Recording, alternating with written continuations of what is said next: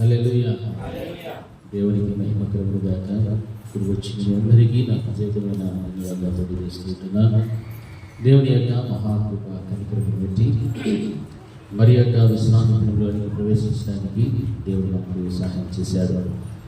ఏ ఎన్నిక యోగ్యత అర్హత లేనటువంటి మనందరినీ కూడా దేవుడు ప్రేమించి ఇటువంటి చక్కని అనుభూతిని దేవుడితో అనుభవించడానికి దేవుడు మన ఇంకలో జ్ఞాపకంలో ఉంచుకొని ఈ రీతిగా ఆయన సన్నిధి ప్రత్యక్షతలో మనం అందరూ కూడా కూర్చొని దేవుడి యొక్క సన్నిధానంలో ఆయన మహిమపరచుటకు ఆయన వాక్యంలో వినటానికి దేవుడు మనకు అనుమతించాడు. అందుని బట్టి దేవుడి నామానికి స్తోత్రాలు చెల్లిస్తున్నాను. హల్లెలూయా. గట్టిగా చెప్తాం హల్లెలూయా. ఇంకా గట్టిగా హల్లెలూయా. మన స్వరాలు ఎంతుందా మనకు చెప్పచ్చు. హల్లెలూయా. Very good. మరి దేవుని యొక్క పరిశుద్ధమైనటువంటి సన్నిధానంలో మనం కూడుతూ ఉన్నాము. మన సంఘంలో జరిగేటువంటి ప్రతి ఆరాధనలో కూడా మనం కలుసుకుంటున్నాము. వీళ్ళున్నటువంటి బిడ్డలందరూ కూడా కలుస్తున్నారు. గత శుక్రవారం దినాన సంపూర్ణ రాత్రి ప్రార్థన జరిగారు. ఈ సంవత్సరం నూతనంగా ప్రారంభించుకున్నాం. మరి చాలామంది బిడ్డలు వచ్చారు, కుటుంబాలుగా వచ్చారు. నిజంగా బిడ్డలందరికీ కూడా నా ప్రత్యేకమైన ధన్యవాదాలు తెలియజేస్తున్నాం. మరి దేవుని యొక్క సన్నిధానంలో గడపటమైనటువంటిది నిజంగా చాలా శ్రేష్టమైనటువంటిది. దేవునితో మనం ఎంత గడుపుతామో, ఎంతగా దేవుణ్ణి మహిమపరుస్తామో దేవునికి అంత సన్నిహితంగా ఎదుగుతూ ఉంటాము. దేవుడు కూడా మనకు అంత సన్నిహితంగా ఉంటాడు. ఆయన మనకు సమీపమైనప్పుడు మనకున్నటువంటి ప్రతి కష్టాన్నైనా దుఃఖమునైనా దేవుడు చూడగలుగుతాడు. ఆయన చూచి మనలందరినీ కూడా రక్షించగలుగుతాడు. మనకు కావాల్సినటువంటి ప్రతి దానిని కూడా ఇస్తాడు. ఎందుకంటే మనకు ఏదైనా అవసరం ఉన్నప్పుడు ఎవరినైనా మనం ఆశ్రయిస్తాం కదా. ఆశ్రయించి వారి యొక్కకు వెళ్ళినప్పుడు వాళ్ళు కూడా ఆలోచన చేస్తారు, ఎందుకు ఈ వ్యక్తి నా దగ్గరే ఉన్నాడు, ఎందుకు నన్ను అడుగుతున్నాడు, నాతోనే సహవాసం చేస్తున్నాడు, అర్థం చేసుకుని ఏదో ఒకటి మనకు సహాయం చేస్తారు. మరి దేవుడు సకల విధములైనటువంటి వాటిని సాధ్యపరిచేటువంటి సమర్థవంతుడైన మరి మన అందరి కుటుంబాల్లో కూడా ఏ సమస్యలు లేవు అని చెప్పేటువంటి వాళ్ళైతే లేవు. ప్రతి ఇంటిలోనూ కూడా ఏదో ఒక సమస్య ఉంది, ఏదో ఒక ఇబ్బంది, ఒక బాధ, ఒక వ్యాధి, దేంతోనో మనం బాధపడుతున్నాం. మరి వాటి అన్నింటిలో నుండి కూడా మనకి ఏం కావాలి అంటే పరిపూర్ణమైన విడుదల కావాలి. ఆ విడుదల రావాలి అంటే ప్రార్థన అనేటువంటిది మనకు చాలా అవసరము. ప్రార్థనకి ఏముంది? ప్రాణం ఉంది, అంటే దానికి శక్తి ఉంది, బలం ఉంది. ఆ బలమైనటువంటి దానిని మనము చాలా మటుకు నిర్లక్ష్యం చేస్తూ ఉంటాం. చూడండి, శరీరం బలంగా ఉండాలంటే ఏం చేస్తాం? మనము బలమైన ఆహారం తింటాం. ఆహారం వేరు, బలమైన ఆహారం వేరు. కొంతమంది పైకి రాని తిండి తిండుకొని లేనిపోయిన రోగాలు తెచ్చుకుంటూ ఉంటారు. అది దానివల్ల ఉపయోగపడేది. అలాగే ఆధ్యాత్మికమైనటువంటి జీవితానికి కూడా ఏం కావాలంటే ప్రార్థన అనేటువంటి బలమైనటువంటి శక్తిని పొందుకోవడం మనకు చాలా అవసరం. మరి దేవుడు మనకి ఇచ్చేటువంటి ఆ యొక్క అవకాశాన్ని, ఆ సమయాన్ని మనం సద్వినియోగం చేసుకోవడం అనేటువంటిది చాలా సంతోషం, చాలా మనకు క్షేమము. అది మనకు ఎంతైనా కూడా ఆత్మీయ జీవితంలో బలపడటానికి, ఎదగడానికి ఎంతో దోహదపడుతూ ఉంటారు. మరి మొన్నటి దినాన శుక్రవారం దినాన కలిసి అందరం కూడా చాలా మట్టుకు ప్రార్థన 90% ప్రార్థనలే జరిగాయి. వచ్చిన ప్రతి వారు కూడా ప్రార్థన చేశారు. అటువంటి ప్రార్థనలో కలుసుకున్నటువంటి వారి యొక్క అనుభూతి ఎలా ఉండిందమ్మా? ఎలా ఉండింది? వచ్చిన వాళ్ళు చెప్పండి. బాగుంది. హల్లెలూయా. మరి వారిలాగా మనం కూడా బాగుంది అని చెప్పాలంటే మనం కూడా ఎక్కడ కూర్చోవాలా? దేవునితో గడపటం అనేది చాలా మనకు అవసరం. హల్లెలూయా. మనకున్న బాధలు, కష్టాలు అన్నీ కూడా ఏమైపోవాలా? తీరిపోవాలి. అంటే ఆసక్తి అనేటువంటిది మనకు ఉంటే అది నిజంగా చాలా దేవునికి ఇష్టం. ఆ ఇష్టమైనటువంటి కార్యాన్ని మనం ఎంతగా చేయగలుగుతామో అంతగా దేవునికి మనము దగ్గర అవుతూ ఉంటాం. కనుక ప్రార్థన అనేటువంటి విషయంలో మనం ఏమాత్రం కూడా ఏమార్పాటు చేయకూడదు. హల్లెలూయా. ప్రార్థనతోనే మనం ఏదైనా కూడా సాధించగలుగుతాం. ప్రార్థన లేకపోతే మనం ఏమీ కూడా చెయ్యలేము. హల్లెలూయా. వ్యక్తికి చెప్పాలి హల్లెలూయా. ఏముండాలి మన జీవితంలో? ప్రార్థన.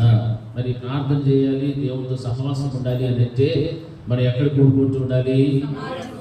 సమాజముగా మందిరంలో కూడుకోవాలి. చాలా మంది ఏం చేస్తున్నారు? మానుకుంటూ ఉన్నారు అని దేవుని వాక్యం బోధిస్తారు. కొందరు సమాజముగా కూడుట మానుకుంటున్నట్లుగా మానక మీరందరూ కూడా హల్లెలూయా సమాజంలో కూడండి, కూడి దేవుణ్ణి మహిమపరచండి, ప్రేమ చూపెట్టండి, సత్కార్యములు చేయండి. ఆ దినము సమీపించుతున్న కొలది మరి ఎక్కువగా మీరు సమాజంలో కూడుకోవడం చెయ్యాలి అని వాక్యం మనకు బోధించారు. కనుక ఆ రీతిగా దేవుని యొక్క సన్నిధి ప్రత్యక్షతను మనం ఎంతగా మనం అనుభవిస్తామో అంతగా దేవునికి సమీపమయ్యి ఆయన మనకు సమీపస్తుడవుతే ఇక మన కుటుంబంలో అపవాది అనే సాధారణ యొక్క కార్యాలు కానీ ఇక మనుషుని యొక్క ప్రభావం కానీ ఏవి కూడా మన జీవితంలోనికి రావడానికి అవకాశమో దేవుడు ఇవ్వడు. ఎందుకంటే ఆయన నమ్మదగినటువంటి దేవుడు ఆయన బిడ్డలను చాలా జాగ్రత్తగా కాపాడుకునేటువంటి వాడు. అందుకే మన యొక్క వ్యక్తిగత జీవితంలో ఏముండాలంటే ప్రార్థన గురించి ఈ రోజున మనం ధ్యానం చేసుకున్నాం. ఎందుకంటే కొన్ని పర్యాయాలు ప్రార్థించేటప్పుడు కొంతసేపు ప్రార్థన చేస్తే చాలు అని అనుకుంటూ ఉంటాం కదా. ఎంతసేపు చేస్తాం మనం ప్రార్థన అంటే మనకు తెలుసు, 5 నిమిషాలు 10 నిమిషాలు లేకపోతే ఏదో చేసి ముగించేస్తాం. ఎందుకు? మన జీవితంలో అన్నీ వచ్చేసినాయి, అన్నీ ఉన్నాయి, సార్లే ఎంత మాత్రం ప్రార్థన చేస్తే మనకు సాల్ అనుకుంటాం. కానీ శారీరక సంబంధమైనటువంటి విషయాలను బట్టి శరీరానుసారంగా నడుస్తున్నామే కానీ మనము శరీరానుసారంగా నడుచుటకు శరీరమునకు మనము రుణస్థులము కాదు అని వాక్యం మనకు బోధిస్తారు. హల్లెలూయా. శరీరానికి రుణపడిపోయి ఉంటే అది చెప్పినట్టు మనం ఏం చేయాలా? వినాలి. శరీరానికి రుణపడ్డామా మనం? నా మాట మీకు అర్థమవుతున్నాయా? శరీరానికి మనం ఏమైనా అప్పు ఉన్నామా, భాగ్యం ఉన్నామా? లే. అలాంటప్పుడు మనం శరీరం చెప్పినట్టు వినాలా, ఆత్మ చెప్పినట్టు వినాలా? గట్టిగా చెప్పాలి. ఎలా ఏం వినాలమా? ఆత్మ చెప్పినట్టే వినాలి. ఆత్మ ఏం చెప్తుంది మనకు? ప్రార్థన చెయ్యి అని చెప్తారు, మందిరానికి వెళ్ళు అని చెప్తారు, మళ్ళా ఆటలు పాడు అని చెప్తారు, స్తుతించు అని చెప్తారు, ఉపవాసం ఉండు అని చెప్తారు, భయం కలిగి ఉండు అని చెప్తారు, భక్తితో ఉండు అని చెప్తారు. ఇవన్నీ చెప్పేది ఏంటంటే ఆత్మ. హల్లెలూయా. శరీరం ఏం చెప్తుంది? వీటన్నిటికీ కూడా భిన్నమైనటువంటి ఆలోచనలు కురిస్తారు. రోగం వచ్చింది తెలుసు కదా నీకు, బాగుంటుంది. నీ మొగుడు వస్తాడు తెలుసు కదా, పోకూడదు. నీ పిల్లలు వస్తారు తెలుసు కదా, పోకూడదు. అన్నం చేయాలి తెలుసు కదా, పోకూడదు. లేకపోతే ఆకలి వేసింది నీకు, పోకూడదు. నీకు రోగం వస్తే చూపిస్తారు, అన్నీ చూపిస్తారు. ఏమిది? ఇది ఏం చెప్పేది? ఇది శరీరము. హల్లెలూయా. మీరు ఎందుకు చాలా సచ్చుగా మొగాలు వేసుకొని చూస్తారు? బాడీ ప్రజెంట్ మైండ్ ఆప్షన్ మాత్రం చూసవుతుంది ఇక్కడ. హల్లెలూయా. శరీరానుసారంగా నడసొస్తుంది అది చెప్తారు. ఇప్పుడు శరీరం ఇష్టం ఉంటే చెయ్యొద్దు, లేకపోతే దీన్ని చూడండి. హల్లెలూయా చెప్పినప్పుడు పర్లేదు, పక్కన లేకపోతే సరే చెప్పండి, ఏం చెప్పద్దు. ఏంటి సార్ చెప్పేది? ఇవన్నీ ఎవరు చెప్పేది? శరీరం. ఆత్మ ఏం చెప్తుంది? ఏ శక్తాన ఎత్తు, చేతుల పైకి. హల్లెలూయా. ఏ చేతుల పైకి ఎత్తు, నోరు తెరిచి చెప్పు అంటారు. అప్పుడు మనం ఏం దేనికి లోపడాలమ్మా? ఆత్మకు లోపడాలి కానీ శరీరానికి లోపడకూడదు. అందుకే శరీరానుసారముగా ప్రవర్తించుటకు మీరు శరీరమునకు రుణస్థులు కాదు. అంటే మీరు దానికి బానిసలు కాదు. అది చెప్పినట్టు వినకూడదు.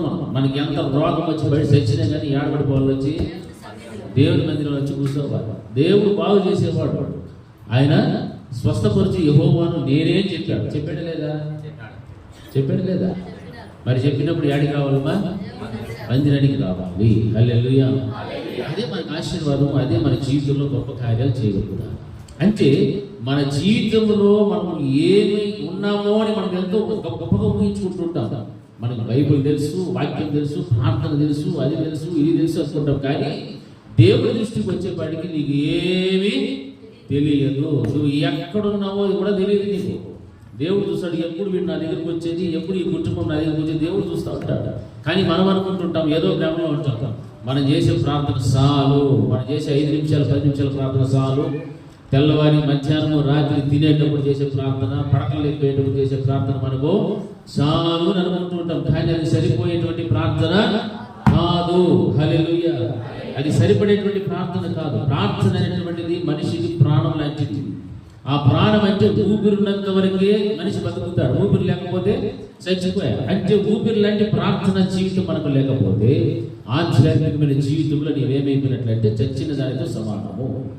అందుకే భక్తుల జీవితాలు మనం గమనిస్తే కొన్ని మహాభయంకరమైనటువంటి మహత్కరమైనటువంటి దేవుని ఆశ్చర్య కార్యములు జరగటానికి ప్రార్థన అనేటువంటిది ఎంత వారికి సహాయపడిందో మనం గమనిద్దాం. ఈ రోజున చూడండి, పరిశుద్ధ గ్రంథంలో ఆదికాండము 18వ అధ్యాయము 22వ వచనాన్ని ఒకసారి చదువుకుందాం. ఆదికాండము 18వ అధ్యాయం 22వ వచనం.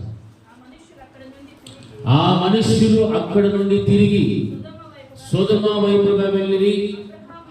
అబ్రహాము ఇంకా యెహోవా సన్నిధిని నిలుచుండెను. హల్లెలూయా, హల్లెలూయా. అబ్రహాము ఎక్కడున్నాడు? ఇంకా యెహోవా సన్నిధిని నిలుచుండెను అనేటువంటి మాట కనిపిస్తుంది. ఇంకా యెహోవా సన్నిధిని నిలిచాడు. ఆ మాటలు మనం గమనిస్తున్నప్పుడు ఆయనకు సరిపోలేదు. ఇంకా యెహోవా సన్నిధిలో ఉన్నాడని అంటే ప్రారంభపు వచ్చిన నుండి మనం గమనిస్తూ వస్తే 3 వ్యక్తులు అక్కడికి వచ్చారు. యెహోవా దేవుడు వచ్చాడు, 2 దూతలు వచ్చారు. ఆ దూతలు వచ్చినప్పుడు ఎక్కడ ఉన్నాడు ఈయన అంటే మమ్రే దగ్గర ఉన్న సింధూర వనములో అబ్రహాము ఎండవేళ గుడారము ద్వారముతో కూర్చొని ఉన్నప్పుడు యెహోవా అతనికి కనబడెను. హల్లెలూయా. ఆయన కనబడినప్పుడు నిజంగా అది ఎంతో ధన్యకరమైనటువంటి కళ్ళు, యెహోవాను చూసినటువంటి కళ్ళు, అబ్రహాము గారి యొక్క కళ్ళు. ఆయన యెహోవాకు కనిపెడుతూ ప్రార్థనలోనే ఉంటున్నాడు. ఎందుకు తెలుసా? ఆయనకి ఏమి లేదు, సంతానము లే. దేవుడైతే వాగ్దానం చేసినాడు కదా, నీ సంతానాన్ని నేనేం చేస్తానన్నాడు? ఆకాశపు నక్షత్రాలు సముద్ర తీరంలో ఉన్న ఇసుక రేణువుల వల్ల నీ సంతానాన్ని అభివృద్ధి చేస్తానని చెప్పాడు, కానీ వెంటనే జరగలేదు కార్యము. అంతవరకు అబ్రహాం ఏం చేస్తున్నాడు? దేవునితో ప్రార్థన చేస్తానే ఉన్నాడు. హల్లెలూయా, ప్రార్థన చేస్తాడు. కానీ వచ్చినాడు దేవుడు. వచ్చిన తర్వాత వెంటనే మీరు ఎందుకు వచ్చారు తెలుసా? మా ఇంట్లో ఆతిథ్యం చేయడానికి నీళ్లు కొన్ని ఇస్తా, ఇదిగో కొంచెం ఆహారాన్ని పెడతా, ఇవి తిని వెళ్ళండి, తాగి వెళ్ళండి అని ఆయన ఏం చేస్తాడంటే ఆతిథ్యం చేయడం ప్రారంభించాడు. ఇవన్నీ కూడా జరుగుతున్నాయి. అయినా కానీ అబ్రహాము జీవితంలో తాను చేసిన వాగ్దానాన్ని మర్చిపోలేదు. కానీ యెహోవా కొరకు కనిపెట్టుకొని ప్రార్థన చేస్తూనే ఉన్నాడు. ప్రార్థన అంటే 2 వ్యక్తుల మధ్య ఉన్నటువంటి సంభాషణ. హల్లెలూయా. ప్రభువుతో మనం మాట్లాడుతున్నాం, మనతో ప్రభువు మాట్లాడుతూ వింటూ ఆలకిస్తూ జవాబిస్తున్నాడంటే మన ఇద్దరి మధ్య ఉన్నటువంటి సంభాషణ అనేటువంటి దాన్ని సూచిస్తూ ఉంది. అంటే ప్రభువుతో మాట్లాడుతున్నప్పుడు ఈ విషయాలన్నీ కూడా గమనిస్తూ వస్తే అబ్రహాము శారాతో చెప్పి ఆ చక్కని వంట చేసుకొచ్చి వాళ్ళకి పెట్టడము, వారు భుజించడం, ఇవన్నీ కూడా జరుగుతూ ఉన్నాయి. అయినా కానీ అబ్రహాము తన జీవితంలో యెహోవాను విడిచిపెట్టకుండా ప్రార్థన చేస్తూ చేస్తూ చేస్తూ ఉన్నాడు. అయితే ఆ 3 మనుషులు కూడా ఎక్కడికి బయలుదేరి వెళ్తున్నారంటే సొదొమ గొమొర పట్టణానికి బయలుదేరి వెళ్తూ అక్కడ సిద్ధంగా వచ్చారు. హల్లెలూయా. ఆ సొదొమ గొమొర పట్టణానికి వెళ్తూ ఉన్నప్పుడు అక్కడ అబ్రహాము గారు ఏం చేస్తున్నారంటే ఆ యొక్క సొదొమ గొమొర పట్టణాన్ని గురించినటువంటి మాటలు ఏం చెప్తున్నారంటే దేవుడు ఆయన ఎట్లనగా యెహోవా అబ్రహామును గురించి చెప్పినది అతనికి కలుగు చేయనట్లు తన తరువాత తన పిల్లలను తన ఇంటి వారును నీతి న్యాయములు జరిగించుచు యెహోవా మార్గమును గైకొనుటకు అతడు వారికి ఆజ్ఞాపించినట్లు నేను అతన్ని ఎరిగి ఉన్నానని చెబుతూ, మరియు యెహోవా సొదొమ గొమొరలను గురించిన మొర గొప్పది కనుకను వాటి పాపము బహుభారమైనది కనుకను నేను దిగిపోయి నా యొద్దకు వచ్చిన ఆ మొర చొప్పుననే వారు సంపూర్ణముగా చేసినో లేదో చూచెదను, చేయడని నేను తెలుసుకుంటున్నాను. ఆ మనుష్యులు అక్కడ నుండి తిరిగి సొదొమ వైపు వెళ్ళిరి. అబ్రహాము ఇంకను యెహోవా సన్నిధిని నిలుచుండెను. హల్లెలూయా. అబ్రహాము జీవితంలో దేవుడు చేసినటువంటి వాగ్దానమును ఖచ్చితంగా నెరవేర్చని చెప్పాడు. ఆ పై వచనాలు మనం చదువుకుంటూ ఉంటే ఆయన ఇంకా ఏం చెప్పాడు తెలుసా? డేట్ కూడా ఇచ్చేశాడు దేవుడు. ఏమని? మీదికి వచ్చు కాలమున నీవు ఒక చక్కని నిర్ణయ కాలమున చదువుమా, నేను ఎదుగు తిరిగి వస్తా, అప్పుడు శారాకు కుమారుడు కలుగుననెను. హల్లెలూయా. అంటే మొదట ఏం చెప్పాడు? నీ సంతానాన్ని నేను ఎలా చేస్తానో ఆశీర్వదిస్తాను, అభివృద్ధి చేస్తానని చెప్పాడు. మరలా ఇప్పుడు వచ్చిన తర్వాత అబ్రహాముతో మాట్లాడుతున్న మాట ఏంటంటే డేట్ కూడా చెప్పాడు. మీదికి నేను మరలా వస్తాను, నిర్ణయ కాలంలో నీ చేతిలో ఏమంటాడో నీ సంతానం ఉంటుంది. హల్లెలూయా. అయినా అబ్రహాము దేవునికి ప్రార్థన చేయడం మాత్రము మానలేదు. హల్లెలూయా. ప్రార్థిస్తూనే ఉన్నాడు. దేవుడు వాగ్దానం ఇచ్చాడు, సంతానాన్ని అభివృద్ధి ఈ విధంగా చేస్తానన్నాడు, మానలేదు ప్రార్థన. ఈ విధంగా నేను అభివృద్ధి చేస్తానని చెప్పాడు, మానలేదు ప్రార్థన. మన జీవితంలో అనుకుంటాం దేవుడి దగ్గర మనం ఏదైనా ప్రార్థన చేసినప్పుడు ఏదైనా ఒక చిన్న సిమ్టమ్ దొరికిందని కనిపించింది అనుకో చాలు అనుకుంటాం ప్రార్థన. మన ప్రార్థన ఎంతవరకు చేయాలంటే మనము తలపెట్టిన దేవుడు చేయదలిచిన కార్యము నెరవేర్పులోనికి వచ్చినంత వరకు కూడా మనం ఏం చేస్తున్నారమ్మా? ప్రార్థన చేస్తూనే ఉండాలి. హల్లెలూయా, హల్లెలూయా.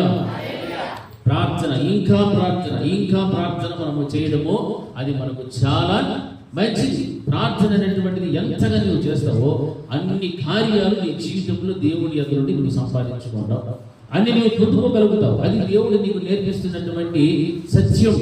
అందుకే అబ్రహాము ఈ విధమైన దీవెన ఆశీర్వాదాలు వచ్చినప్పటికీ కూడా దేవుని మర్చిపోలేదు. చాలులే, నాకు ఈ దీవెన ఇచ్చినాడు, నా సంతానాన్ని అభివృద్ధి చేస్తానన్నాడు, ఇంత ఉన్నతంగా ఇంత అభివృద్ధిలోనికి తెస్తానని దేవుడు వాగ్దానం చేసినాడని ఇక నాకు కలిగినవన్నీ కూడా చాలు అనుకుని ప్రార్థన మానలేదు. హల్లెలూయా. ఆయన ఇంకా ఎక్కడ నిలబడినాడుగా? యెహోవా సన్నిధిని నిలిచుండెను. ఎందుకు నిలిచినాడు తెలుసా? ఇక్కడ ఈ ముగ్గురు మనుషులపై ఎక్కడికి వెళ్తున్నారు? సొదొమ వైపుగా వెళ్తున్నారు. హల్లెలూయా. సొదొమ వైపుగా ఎందుకు వెళ్తున్నారు? ఆ పట్టణమునకు ఏం చేయాలని? నాశనం. హల్లెలూయా. నాశనం చేయడానికి ఎందుకు తెలుసా? ఆ పట్టణం యొక్క పాపం ఎటువంటిదంటే చాలా భయంకరమైనది. వాక్యం సెలవిస్తుంది, బహు భయంకరమైనది, బహుభారమైనది. సొదొమ గొమొర్రా వంటి పాపం ఇంకెక్కడ పడలేదు. అంత భయంకరమైన పాపంలో ఆ యొక్క పట్టణాలు నిలబడ్డాయి. అందుకే దేవుడు చూచి చూచి చూచి ఆ మొర అంతా కూడా విని దేవుడు ఆ పట్టణాన్ని ఏం చేయాలనుకున్నాడు? నాశనం చేయాలని అనుకున్నాడు. హల్లెలూయా. ఎవరున్నారు ఆ పట్టణంలో? ఎవరైనా? అబ్రహాం యొక్క ఏదో ఒకటి ఆయనకి ఏమవుతాడు? సహోదరుడు. హల్లెలూయా. అబ్రహాం గారి యొక్క సహోదరుడు ఆయన ఆ యొక్క సొదొమ గొమొర్రా పట్టణంలో ఉన్నాడు. అంటే ఈ అబ్రహాం ఏం చేస్తున్నాడంటే ప్రార్థన చేయడం మాని ఇంకా యెహోవా సన్నిధిని నిలిచిందెను. ఇంకా ఏదో ప్రార్థన చేయాలి, ఇంకా ఏదో దేవుడితో సంభాషించాలి, దేవుడితో ఇంకా ఏదో మాట్లాడాలి, ఏదో చెప్పాలి, ఏదో దేవుని ఎదురు నుండి పొందుకోవాలి. ఎవరి కొరకో నీవు ప్రార్థన చేయాలి, ఎవరినో నువ్వేం చేయాలి? రక్షణలోనికి నడిపించాలి, రక్షించాలి. వారిని ఏదో ఒక కుటుంబాన్ని రక్షించాలి, ఏదో కొంతమందినైనా రక్షించాలి. ప్రార్థన చేస్తూనే ఉన్నాడు. ఇంకా యెహోవా సన్నిధిని నిలిచి ఆయనతో మాట్లాడుతూనే ఉన్నాడు. మాట్లాడుతూ అంటున్నాడు, అబ్రహాము యెహోవాను సమీపించుతున్నాడంటే దుష్టులతో కూడా నీతిమంతులు కూడా నీవు ఏం చేస్తావు? నాశనం చేయదువా ప్రభువా? నువ్వు నాశనం చేస్తావా? దుష్టులు ఉన్నారు నిజమే, కానీ అందులో ఎవరున్నారు? నీతిమంతులు కూడా ఉన్నారు. వారిని వీరిని కలిపి నీవేమైనా నాశనం చేస్తావా? సంభాషణ చూడండి ఎంత బాగా మాట్లాడుతున్నాడు. అయితే ఇంకా యెహోవా సన్నిధిని నిల్చున్నాడు. కానీ ఆ యొక్క ముగ్గురు మనుషులు బయలుదేరి వెళ్ళినప్పుడు వారిని వదిలిపెట్టి వచ్చేయలేదు. కానీ అక్కడ దేవుడితోనే ఆయన సంభాషణ చేస్తూ మాట్లాడుతూ ఉన్నాడు. ఇంకా యెహోవా సన్నిధిని నిల్చుని ఆ యొక్క నాశనం కలగబోయేటువంటి సొదొమ గొమొర్రా పట్టణంలో ఉన్నటువంటి ప్రజలను రక్షించడం కోసం నీతిమంతులతో కూడా దుష్టులను కూడా అందరినీ నువ్వు నాశనం చేస్తావా అని మాట్లాడుతున్నప్పుడు ఆయన అంటున్నాడు, ఏమంటున్నాడు తెలుసా? ఆ పట్టణంలో ఒకవేళ 70 మంది నీతిమంతులు ఉంటే దాడిలో ఉన్న 50 మంది నీతిమంతుల నిమిత్తము ఆ స్థలంలో నీవు నాశనం చేయక కాయవా? హల్లెలూయా, హల్లెలూయా. 50 మంది నీతిమంతులు ఉంటే సార్ నీవు నాశనం చేయకుండా ఉంటావా అని దేవుడు అడిగాడు. దేవుడు ఏమైనా సమాధానం చెప్పాడు? ఏమేమి చెప్పాడు? చెప్పండి. ఒకవేళ 50 మంది నీతిమంతులుంటే నాశనం చేయకుండా దాన్ని కాయవా అని ఎవరు అడిగారు? అబ్రహాము. దేవుడు ఏం చెప్పినాడు? ఓకే, 50 మందిని చూపించారు. 50 మంది నీతిమంతులు చూపించు ఆ 2 పట్టణాల్లో. ఒకవేళ మరలా అడుగుతున్నారు, ఇంకా ప్రార్థన చేస్తున్నారు. ఒకవేళ 5 మంది తగ్గితే స్వామి, ఒకవేళ పొరపాటున నా లెక్కలో 5 మంది తగ్గారు అప్పుడు నాశనం చేయకుండా ఉంటావా? మరలా దేవుడు ఏం చెప్పాడు? ఓకే, దానికి కూడా దేవుడు సమాధానం చెప్పాడు.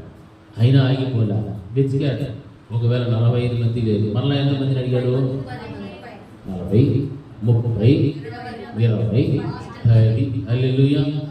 అంటే ఇన్ని పర్యాయాలు ఇంకా యెహోవా సన్నిధిలో ఉండి ఇంకా దేవుడికి ఏం చేస్తున్నాడు? ప్రార్థన చేస్తూనే ఉన్నాడు. 50 మంది ఉంటే కూడా కాపాడు, 45 మంది ఉంటే కాపాడు, 30, 20, 10 మంది ఉంటే కూడా కాపాడు ప్రభు అన్నప్పుడు చివరిగా 33వ వచనం చూడండి. అక్కడ యెహోవా అబ్రహాముతో మాట్లాడుట చాలించి వెళ్ళిపోయాను, అబ్రహాము తన ఇంటికి తిరిగి వెళ్ళాడు. అంటే మనం చేసేటువంటి ప్రార్థన ఎలా ఉండాలంటే దేవుడే ఆ ప్రార్థనను చాలించుకొని వెళ్ళిపోవాలి. అంతవరకు మనం ఏం చేయాలి? ప్రార్థన చేస్తూనే ఉండాలి. హల్లెలూయా. హల్లెలూయా. దేవుడే అక్కడి నుంచి వెళ్ళిపోయాడు. అబ్రహాముతో మాట్లాడడం చాలించి, అంటే ఇద్దరు మనుషుల మధ్య జరుగుతున్న సంభాషణ ఏమైపోయింది? ఇప్పుడు అక్కడ స్టాప్, అంతే, ఆగిపోయాను. ఆయన వెళ్ళిపోయాడు. అప్పుడు అబ్రహాం గారు ఎక్కడికి వచ్చినారు? ఇంటికి వచ్చేసారు. హల్లెలూయా. చూసారా? అంటే మన వ్యక్తిగత జీవితంలో మనం చేసే ప్రార్థన ఎలా ఉండాలంటే ఇంకా ఇంకా ప్రార్థన చేయడం అనేటువంటిది మనకు చాలా మంచిది. అంటే ఒక కుటుంబాన్ని అయినా సరే మనం ఏం చేస్తాం? ప్రార్థనతో ఏం చేస్తామా? రక్షిస్తామా లేదా? రక్షించలేదు. ఈ పట్టణం గురించి అంతా మనం ప్రార్థన చేస్తాము. కనీసం ఈ పట్టణంలో 10 మందినైనా రక్షించలేమా? రక్షిస్తామా? రక్షించలేము. అలాంటప్పుడు మన ప్రార్థన ఎలా ఉండాలంటే ఇంకా ప్రార్థన చేయాలి, ఇంకా ప్రార్థన చేయాలి, ఇంకా నశించిపోతున్నటువంటి వారి కోసం ఇంకా ఇంకా ప్రార్థన చేయడం అనేటువంటిది మనకు అలవాటు అయిపోతే దానివల్ల మనకి ఏమైనా నష్టం ఉంటుందా? ప్రార్థనలు చేస్తాం కదా, మంచిగా ప్రార్థన చేస్తున్నాం. అటువంటిప్పుడు ఆ ప్రార్థన అలవాటు అయిపోతుందే కానీ, ఆ ప్రార్థన అలవాటు అయిపోయిన తర్వాత అందులో శక్తి పొందుకుంటాం. కానీ నీరసించుకో. ఎవరికైనా నీరసం వచ్చిందా? ప్రార్థనలు ఎక్కువ చేస్తే కొన్ని దేవుణ్ణి మహిమపరిస్తే నీరసం వస్తుంది. ఎవరికన్నా ఏమొస్తుంది? సార్ చెప్పండి. హల్లెలూయా. హల్లెలూయా చెప్పినప్పుడు అంతా మనము దేవుని మహిమపరిస్తే మనకి ఏమొస్తూ ఉంటుంది? శక్తి వస్తూ ఉంటుంది. చెప్పకుండా ఉండిపోతే నువ్వు శరీరానుసారంగా నడుస్తున్నట్టు. మరి అబ్రహాము చూడండి ఎన్ని పర్యాలు ప్రార్థన చేశాడు అక్కడ. ఎన్ని పర్యాలు, ఇంకా 40, 50, 30, 20, 10 ఇంత చక్కగా దేవుణ్ణి అడుగుతూ వచ్చాడు. చివరికి ఎంతమంది రక్షించాడు? ఎంతమంది మా అందులో నుంచి బయటకు వచ్చినారు? లోతు. హల్లెలూయా. కానీ అందులో ఒకడు మిస్ అయిపోయాడు. ఎవరమే? లోతు గారి భార్య. ఎందుకంటే పరుగు ఏమో ముందు వైపు ఉంది, మనసు ఎక్కడ ఉంది? వెనక. హల్లెలూయా.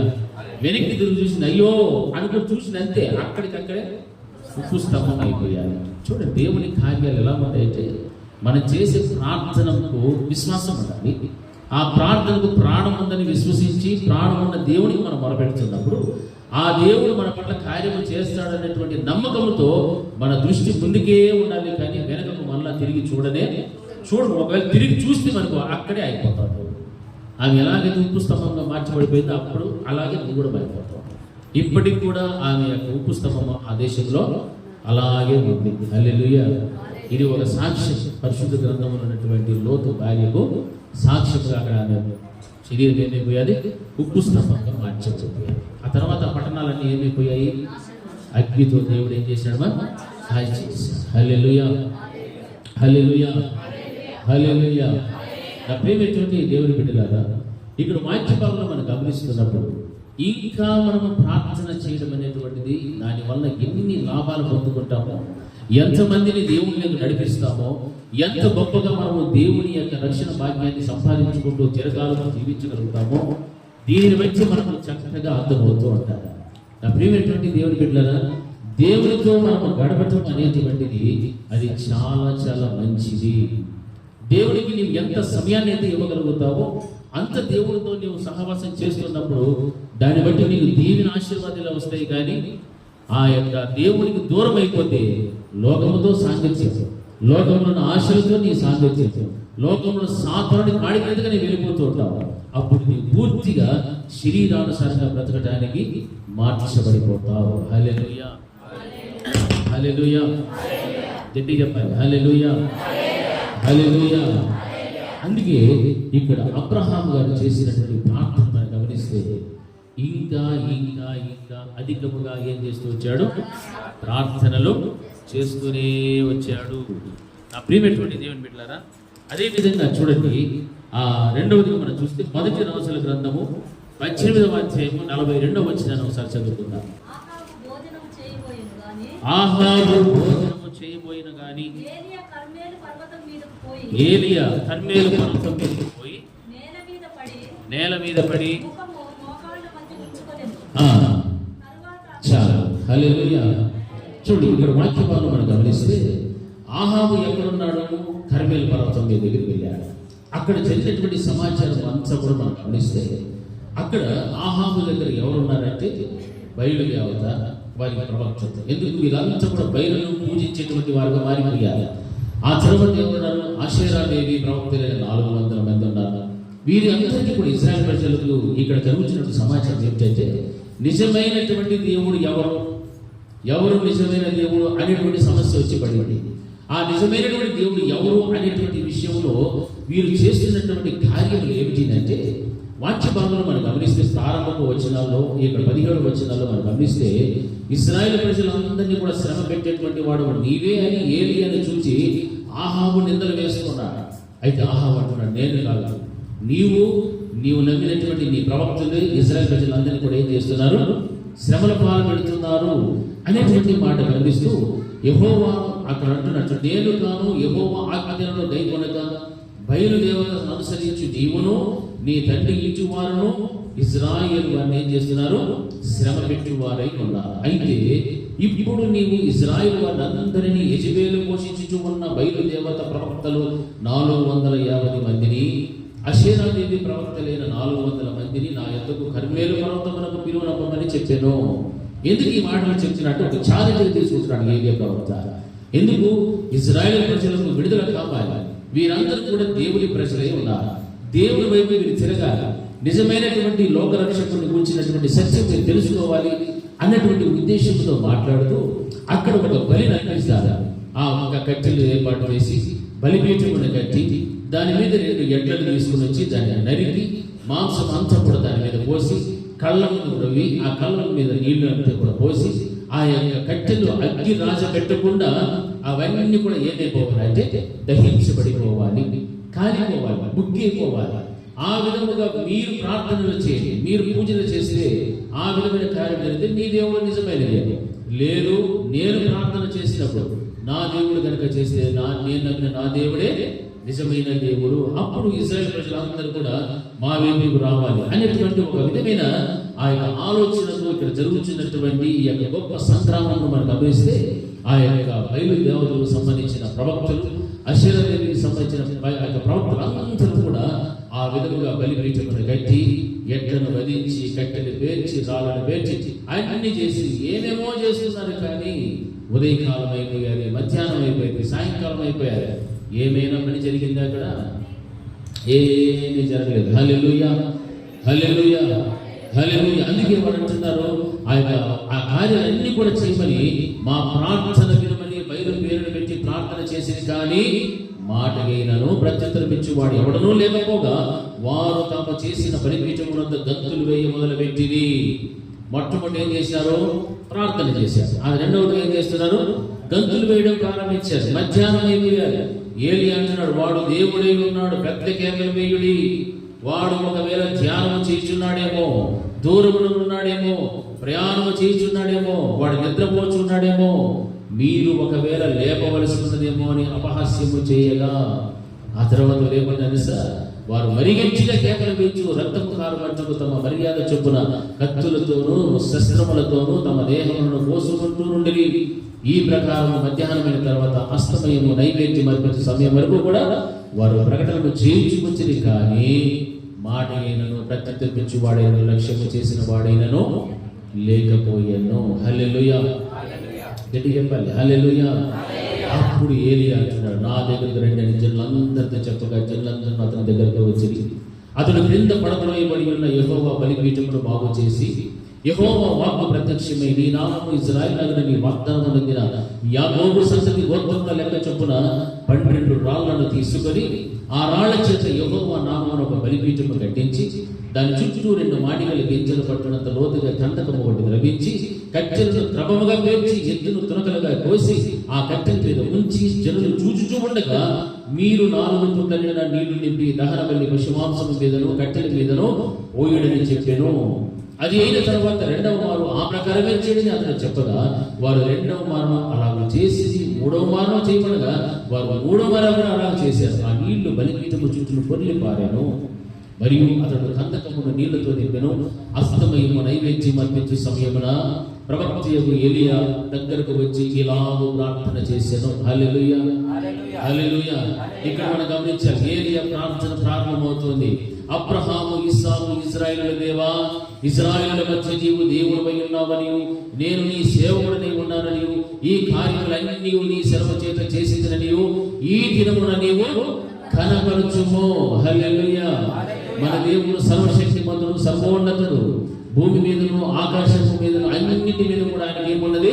అధికారం కలిగినటువంటి దేవుడు. అందుకే నీవు ఈ విధమైనటువంటి గొప్ప బలమైన కార్యములు జరిగించి ఈ దినాన్ని నువ్వు కనపరచు. యెహోవా నా ప్రార్థన ఆలకించుము. యెహోవావైన నీవే దేవునిపై ఉన్నామనియు, నీవు వారి హృదయములను నీ తట్టుకు తిరుగు చేయమనియు, ఈ చెడుకు తిరిగినట్టుగా నా ప్రార్థన అంగీకరించుము.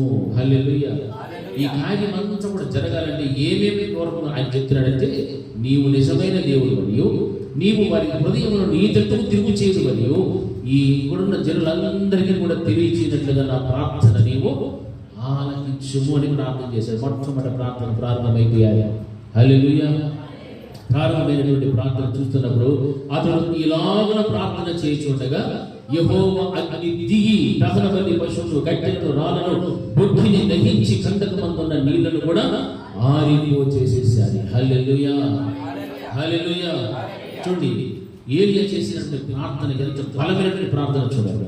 ఆయన ప్రార్థన చేసిన, నీవు నిజమైన దేవుడవు, ఈ ప్రజలందరి హృదయములు కూడా నీ వైపు తిప్పుము, ఈ ప్రజలందరూ కూడా తెలుసుకున్నట్టుగా ఈ దినమున ఈ కార్యము నీవు జరిగించు అని ప్రార్థన చేసి ఉండగానే యెహోవా చేసిన కార్యం ఏమిటంటే, అగ్ని దిగి దహన బలి పశువులు, కట్టెలను, రాళ్లను, బొగ్గిని అంతటిని కూడా దహించి కందకంలో ఉన్నటువంటి నీళ్లు కూడా ఏమైపోయాయి?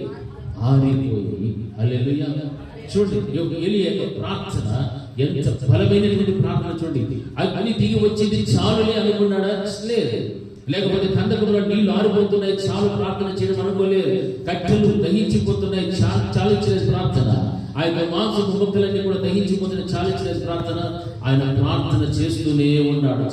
అంటే ఇంకా ప్రార్థన చేస్తూ ఉన్నాడు. హల్లెలూయా. ఆ ఇశ్రాయేలు ప్రజలందరికీ కూడా వారికి ఇంకా ఏదో అవసరం ఉన్నది. వారు నిజమైన దేవుడిని ఎరిగారు. వారు నిజమైనటువంటి లోకరక్షకుడు ఆయనే తెలుసుకుంటున్నాడు. అక్కడ ఉన్నటువంటి బయలు ప్రవక్తలు కానీ, అషేర దేవి ప్రవక్తలు కానీ, ఆహాము రాజు కానీ ప్రతి వారు కూడా యెహోవాయే నిజమైన దేవుడిని తెలుసుకున్నారు. అయినా కానీ ఏలియా ప్రవక్త మాత్రం ప్రార్థన మానలేదు. హల్లెలూయా.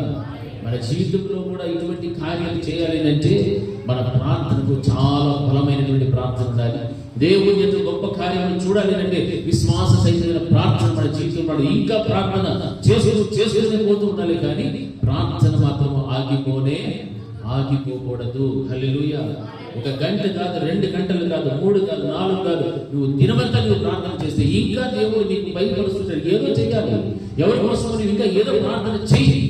ఆ ప్రార్థన ద్వారా నువ్వు ఎంతో మంది రక్షించగలుగుతావు. నీ వ్యక్తిగత జీవితంలో ఎన్నో గొప్ప కార్యాలు చేయాలని దేవుడు ఆశిస్తూ ఉన్నాడు. ఆ కార్యాలన్నీ కూడా నెరవేర్చబడాలంటే నీతో ఎవరికి సహవాసం ఉండాలి? నీకు దేవునితో సహవాసం. ఆయనతో నీవు సంభాషిస్తూనే ఉంటావు. హల్లెలూయా. ఆ ప్రార్థన ఆత్మ అనేటువంటిది వీరికి దిగి వచ్చినప్పుడు ప్రార్థన ఆపవు. హల్లెలూయా. హల్లెలూయా. గట్టిగా హల్లెలూయా. ఏలియా కట్టెలు అన్ని దహించిపోతాయి. అగ్ని దిగి వచ్చా ప్రార్థన ఆపాడా? ఆపలే. ఎన్ని జరుగుతున్న కార్యాలు దేవుడు ఏలియా తెలుసు. నిజమైన దేవుడు ఆయన కార్యాలు చేస్తారు తెలుసు. ప్రార్థించారు, దేవుని ప్రార్థన ఆలకించారు, వెంటనే కార్యం జరుగుతుంది. హల్లెలూయా. అప్పుడు జనులందరూ కూడా ఏమైపోతున్నారు? దాన్ని చూచి సాగిలపడి యెహోవాయే దేవుడు, యెహోవాయే దేవుడని కేకలు వేసిరి. ప్రార్థనకు ఉన్నటువంటి శక్తి, ప్రార్థనకు ఉన్నటువంటి బలం, అంత బలమైనటువంటి ప్రార్థన.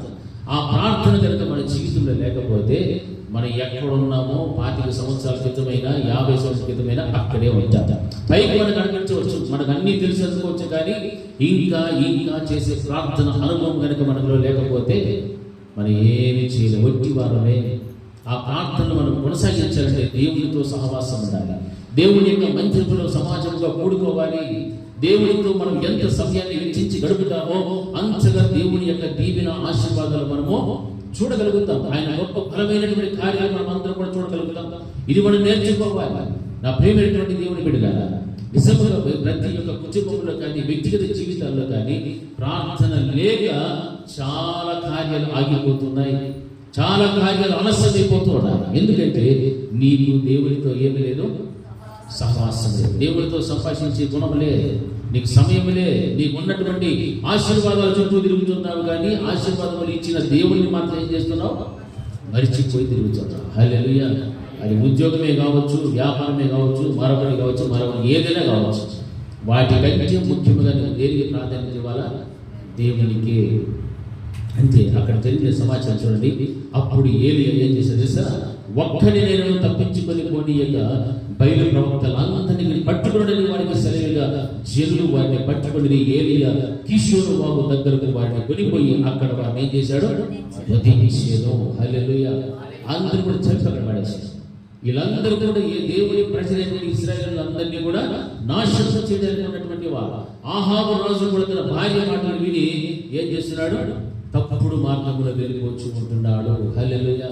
ప్రజలందరినీ కూడా ఇబ్బంది పెడుతున్నాడు. అందుకే ఆహాబును చూసి అంటున్నాడు, నేను కాదు యెహోవా ఆజ్ఞలను గైకొనగా బయలుదేవతను అనుసరించు నీవును నీ తండ్రి ఇంటి వారును ఇశ్రాయేలు వారిని ఏం చేస్తున్నారు? శ్రమ పెట్టినటువంటి వారుగా మిగిలిపోయారు. అటువంటి శ్రమ పెట్టినటువంటి వారిని అందరినీ కూడా ఏలియా ఏం చేశాడు? అందరినీ కూడా వధించి పడేశాడు. హల్లెలూయా. అంటే దేని ద్వారా ఆ శక్తి పొందుకున్నాడు? ప్రార్థన చేస్తూనే ఉన్నాడు. చూచాడు. వారి ప్రార్థనలు జరిగాయి, గంతులు వేయడం జరిగాయి, రక్తాలు కారణంగా కోసుకోవడం జరిగాయి, ఏమేమో జరిగాయి. అయినా ఏలియా వారిని అందరినీ చూచి అపహాసం చేస్తున్నాడే కానీ ఏమాత్రం భయపడలే. ప్రవక్తలందరిలో కూడా ఏలియా ఒక్కడే మిగిలాడు. హల్లెలూయా. ఒక్కడే విజయం సాధించగలిగాడు. ఇంత గొప్ప కార్యాలు చేయడానికి దేవుడు అతనికి తోడుగా ఉన్నాడు. ఆ ప్రజలందరూ కూడా తమ యొక్క హృదయమును యెహోవా వైపు తిప్పాలనేటువంటి సంకల్పం నెరవేర్చబడుతూ ఉన్నది. అందుకే యెహోవాయే దేవుడని బిగ్గరగా వారందరూ ఏం చేస్తున్నారు? కేకలు వేసిరి. హల్లెలూయా. ఈరోజు మన జీవితంలో ఏమన్నా పరిశుద్ధత ఉందా? నీతి ఉందా? యథార్థత ఉందా? ఒక సమర్పణతో కూడిన జీవితం ఉందా? ఒక అభిషేకం ఉందా? లోబడే గుణం ఉందా? దేవుడికి విధేయత చూపెట్టేటువంటి తత్వం ఉన్నదా? లేకపోతే దేవుడు అంటే భయము భక్తి కలిగిన జీవితం ఉందా? ఇవన్నీ ఏమున్నాయని మన జీవితంలో ప్రార్థన తక్కువ చేసుకొని వెళ్ళిపోతున్నాం. భక్తుల జీవితాల్లో చూస్తే ఇంకా ప్రార్థన చేస్తున్నా.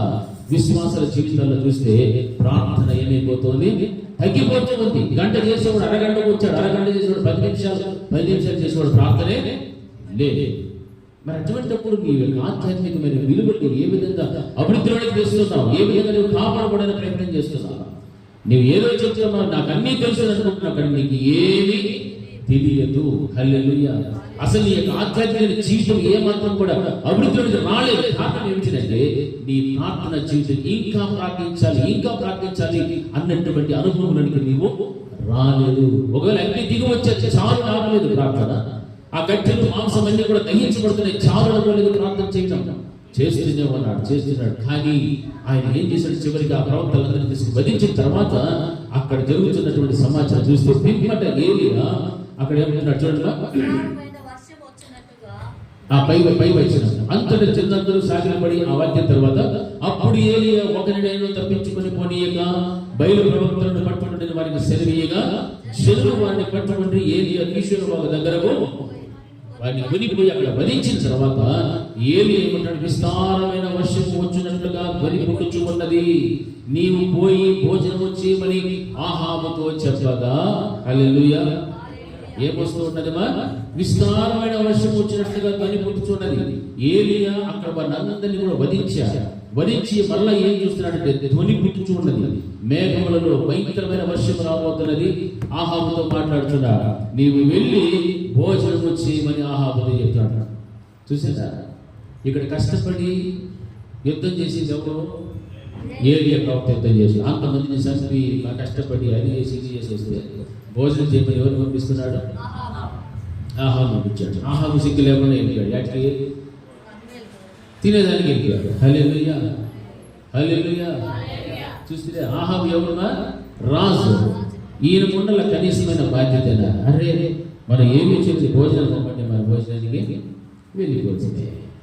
వెళ్ళిపోయాడు. భోజనం కలిగి కానీ ఆహాబు భోజనము చేయబోయాడు. కానీ ఏలియా ఎక్కడికి పోయాడు?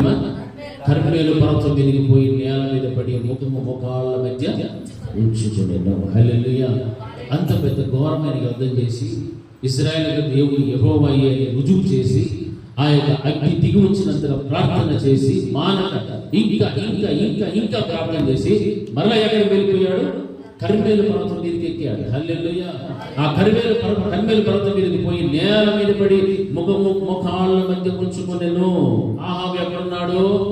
భోజనానికి వెళ్ళిపోయాడు. చాలే ఇంత మట్టుకు వాళ్ళని చంపినావు, ఇంక నేను ఏడికి పోతా? భోజనానికి పోతా. భోజనం అంటే చాలా మంది ఇష్టపడే వాళ్ళు ఉంటారు. భోజనం అంటే వద్దనే వాళ్ళు ఎవరు ఉన్నారు ఇక్కడ? ఎవరు ఉన్నారు? మాకు భోజనం వద్దునే వాళ్ళు ఎవరు ఉన్నారా? నోరు తెలిసి చెప్పాలి. మీరు అందరూ తలకాయ పెడితే కదా. ఉన్నారా ఎవరన్నా? అందరికీ ఏం కావాలా? భోజనం అందరూ కోరుకునేవారు. నేనైనా మీరైనా కోరుకునేవారు. కానీ దానికి ఏముండాలా? మితం ఉండాలి. ఏముండాలమ్మా? మితం ఉండాలి. అంత పెద్ద యుద్ధం చేసి అన్నీ చేసేస్తే ఏరియాతో మాట్లాడి ఉండాల్సింది ఎవరు? ఆహాబు మాట్లాడినాడు. నువ్వు చాలా గొప్పవాడు దైవజనుడా, నువ్వు చేసిన ప్రార్థన నిజంగా నా కళ్ళు కూడా తెరిపించిన. యెహోవాయే దేవుడు, ఈ బయలు దేవతలు ప్రవక్తలు ఇదంతా బేస్ ఆశ్చర్య ప్రాప్తులు బేస్. నేను చాలా మట్టుకు ఇజ్రాయేల్ ప్రజలు ఏం చేసినాను? శ్రమ పెట్టినవాడు, నన్ను క్షమించు అని మాట్లాడినాను. కానీ వెళ్ళి భోజనం చేయి రాజా అంటే ఓకే అనేసి వెళ్ళి భోజనం చేసుకున్నాడు. అంతే. ఆయన భోజనం చేయడానికి వెళ్ళాడు. ఈయన మాత్రం ఎక్కడికి వెళ్ళాడు? కర్మేలు పర్వతం మీదకి వెళ్ళాడు. మరలా మోకాళ్ళని నేల మీద పడి 2 కాళ్ళ మధ్య ముఖము పెట్టుకొని ముంచెను. హల్లెలూయా. మరలా ఇంకా ప్రార్థన చేయడం ప్రారంభించారు. ఎందుకు ప్రార్థన చేస్తున్నారు తెలుసా? ఇప్పుడున్నటువంటి ఇశ్రాయేలు ప్రజలందరికీ ఇప్పుడు ఏం కావాలంటే వర్షం కావాలి. ఆ వర్షం పడడానికి ముందుగా ధ్వని పుడుతూ ఉంది. కానీ ధ్వని పుట్టినా కానీ ఆ యొక్క ఏరియా ప్రార్థన ఆపేసాడా? ఇంకా ప్రార్థన చెయ్యాలి. ధ్వని పుట్టేది, వర్షం వస్తుంది తెలుసు, కానీ వర్షం వచ్చినందుకు కూడా ఏరియా ప్రార్థన ఆపలేదు. అక్కడేమో యుద్ధం చేసి యుద్ధంలో గెలిచాడు. మరలా ప్రజలకు ఏం అవసరం వచ్చింది? వర్షం రావాలి. వర్షం వచ్చేది ముందు ధ్వని పుట్టుతున్నది, కానీ ప్రార్థన ఆపలేదు. ఇంకా ప్రార్థన చేసి మరలా ఆయన కర్మేలు పర్వతం మీదకి వెళ్ళిపోయి నేల మీద పడి 2 కాళ్ళ మధ్య తన ముఖం ఉంచుకొని ఆయన ఏం చేసే తెలుసా? తరువాత అతను తన దాసుని పిలిచి నీవు పైకి పోయి సముద్రం వైపు చూడమనగా వాడు మెరక ఎక్కి పార నుంచి ఏమీ కనపడలేదనగా అతడు ఇంకా 7 మార్లు పోయి చూడమని చెప్పాను. హల్లెలూయా. 7వ మారు అతడు చూచి అతడు అదిగో మనిషి చెయ్యి అంత చిన్న మేఘము సముద్రము నుండి పైకి ఎక్కుచున్నదనెను. అప్పుడు ఏలియా నీవు ఆహాబు దగ్గరకు పోయి నీవు వెళ్లకుండా వర్షము నిన్ను ఆపకుండానట్లు నీ రథమును సిద్ధపరచుకొని పొమ్మని చెప్పమనిను వాడిని పంపాడు. హల్లెలూయా. ఆహాబును మళ్ళా రక్షిస్తా ఉన్నాడు. ఇక్కడ భయంకరమైన వర్షం రాబోతోంది.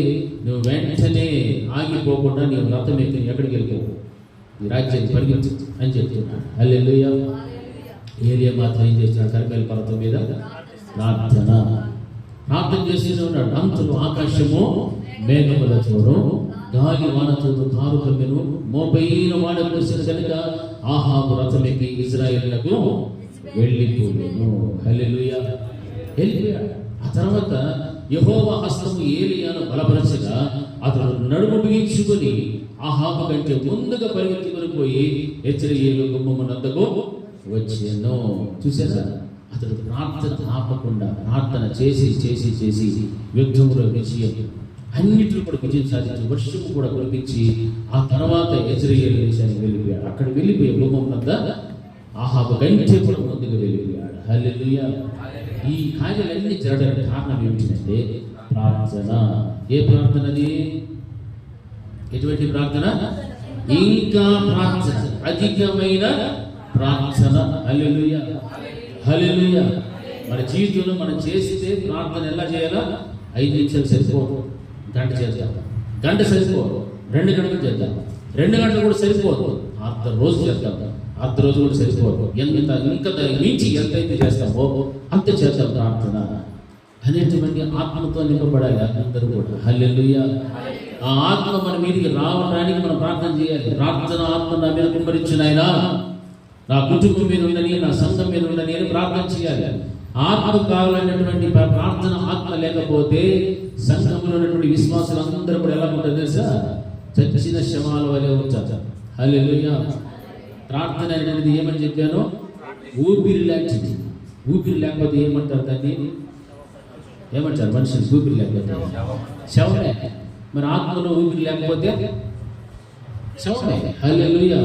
ఆత్మలు అందరూ కూడా చచ్చిన శవములాగా ఉంటారు. అంతే, రావచ్చు వెళ్ళొచ్చు అంతే. దైవ కార్యాలు ఏవి కూడా జరగవు.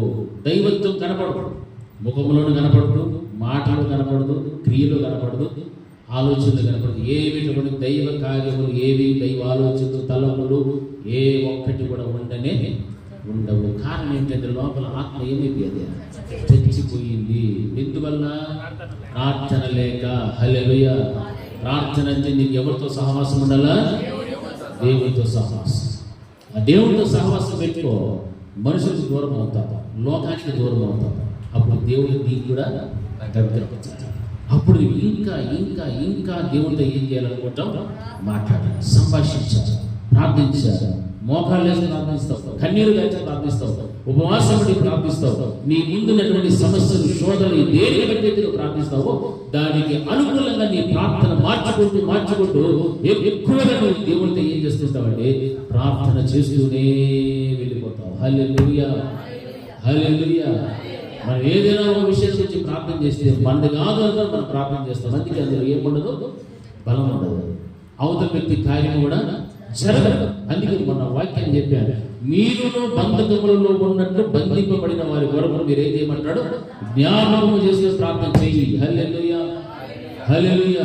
మీరు కూడా శరీరంతో ఉన్నారు కాబట్టి శరీరం వల్ల కష్టపడుతున్న వారిని మీరు జ్ఞాపకం చేసుకో, వారి కోసం ప్రార్థన చేయి. మరి ఎవరైనా బంధకాలు ఉన్నప్పుడు నేనే బంధింపబడి ఉన్నానని మనం అనుకోవాలి. ఒకరి గురించి మనకు తెలిసిందంటే వారు కష్టంలో ఉన్నట్టే నేను కష్టంలో ఉన్నాను. నేను కష్టంలో ఉంటే నేను ఏం చేస్తానో అది వారికి ఏం చేయాలా? చెయ్యాలి. ఆ కష్టాన్ని నువ్వు ఎరగాలి, తెలుసుకోవాలి. వారు బంధింపబడ్డారు, ఏ కారణం చేత బంధింపబడ్డారో చెయ్యి.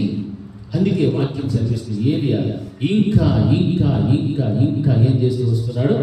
ప్రార్థన చేస్తూనే వస్తున్నాడు. హల్లెలూయా, హల్లెలూయా, హల్లెలూయా.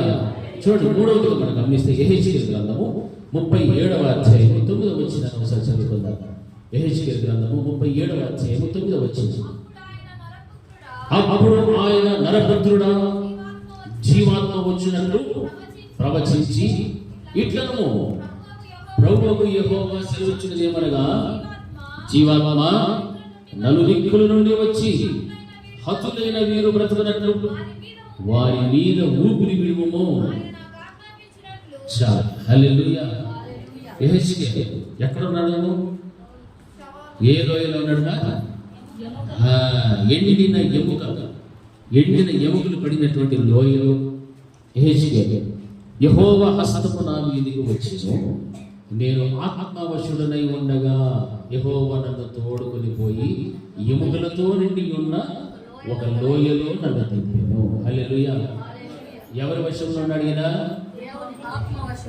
ఎవరి వశంలో ఉన్నాడు? మా బైబిల్ చదివిన వాళ్ళు చెప్పండి, ఏ వశంలో ఉన్నాడు? ఆత్మ వశుడై ఉన్నాడు. హల్లెలూయా. మనం ప్రార్థించేటప్పుడు ఏ వశంలో ఉంటామో చెప్పండి. మనం ప్రార్థించేటప్పుడు ఎవరి వశంలో ఉంటాం? కరెక్ట్, దేహం వశంలో. అంటే మన వశంలోనే మనం ఉంటాం. చాలా డీప్గా ప్రార్థన చేసేటప్పుడు సెల్ ఫోన్లో చిన్న మెసేజ్ అని టకాకు కనిపిస్తాం. అంటే ఇవన్నీ ఏం ప్రార్థనలు? ఇవి దొంగ ప్రార్థనలు. హల్లెలూయా. ఏం ప్రార్థనలు ఇవి? దొంగ ప్రార్థన. నువ్వు ప్రార్థన చేసి ముగింపు అనేది నీకు తెలియదు. దేవుడే సాధించుకుని వెళ్ళిపోయాడు. అబ్రహాం మాట్లాడుతూనే ఉన్నాడు, సంభాషిస్తూనే ఉన్నాడు, మాట్లాడుతూనే ఉన్నాడు, ప్రార్థన చేసినాడు, యెహోవా సాధించుకుని వెళ్ళిపోయాడు. అప్పుడు అబ్రహాం ఎక్కడికి పోయాడు? ఇంటికి పోయాడు. నువ్వు చేసే ప్రార్థన టైం చూసుకుంటావు. 2 నిమిషాలు చేసేస్తాను, లెక్కేసేసి 1 2 3 4 నువ్వు 2 నిమిషాలు చేయి, 2 నిమిషాలు 3 నిమిషాలు ఫినిష్. హల్లెలూయా. మనం ప్రార్థిస్తే ఎవరి వశంలో ఉండాలా? ఆత్మ వశులైపోవాలి. హల్లెలూయా. అప్పుడు ఆత్మ మనతో పాటు ఏకీభవించి వచిత్వ శక్తిమ కానీ మూర్ఖులతో మనం ప్రార్థన చేయడానికి మనకు సహాయం చేస్తుంది. హల్లెలూయా. లేకపోతే నువ్వు శరీరంతో చేస్తే నాయనా స్వామి అని అన్ని ప్రార్థనలో స్వామి తండ్రి నాయన, స్వామి తండ్రి నాయన, ఈ 3 తప్ప ఇంకేమి కనపడదు. మనం చేసే ప్రార్థన అంశం ఉన్నదంట. అవును ప్రభా స్తోత్రం మధ్యలో స్తోత్రాలు చెప్పుకుంటా, మధ్యలో అవును తండ్రి నాయన, ప్రభా స్వామి నైనా నేను వందనాలు గుర్తు రాదు. ఎందుకంటే నువ్వు ఏ వశంలో ఉన్నావు? శరీర వశంలో ఉండి ప్రార్థన చేస్తావు కాబట్టి. హల్లెలూయా. అర్థమవుతుంది నా మాటలు. శరీర వశములో ఉంటే నీ ప్రార్థన నీకే తెలుస్తుంది, కానీ దేవునికి అయిపోతుంది నీ ప్రార్థన. ఆత్మవశుడు ఉన్నాడు కాబట్టి యెహెజ్కేలు ఆయన అంటున్నాడు, యెహోవా హస్తము నా మీదికి వచ్చెను, నేను ఆత్మవశుడనై ఉండగా యెహోవా నన్ను తోడుకొని ఎక్కడ తీసుకుపోయాడు. హల్లెలూయా. నువ్వు ఆత్మవశుడై ప్రార్థన చేస్తుంటే దేవుడు కూడా నేను ఎక్కడ తీసుకుపోతాడు తెలుసా? ఒక్కొక్క కుటుంబాన్ని దగ్గర తీసుకుపోతాడు. ఆ కుటుంబాన్ని చూపిస్తాడు. పలానా స్త్రీ వ్యాధితో బాధపడుతుంది చూపిస్తాడు. పలానా కుటుంబం బలహీనతలో ఉన్నాడు చూపిస్తాడు. పలానా వ్యక్తి పాపంలో ఉన్నాడు చూపిస్తాడు. పలానా వ్యక్తి ఈ స్థితిలో ఉంది, పలానా ఆమె ఇలా ఉంది, అన్ని కూడా నీకు చూపించి వారి కోసం నేను ఏం చేయమంటాడు. అది హల్లెలూయా. ఇప్పుడు యెహెజ్కేలు గారిని ఎక్కడ తీసుకుపోయింది?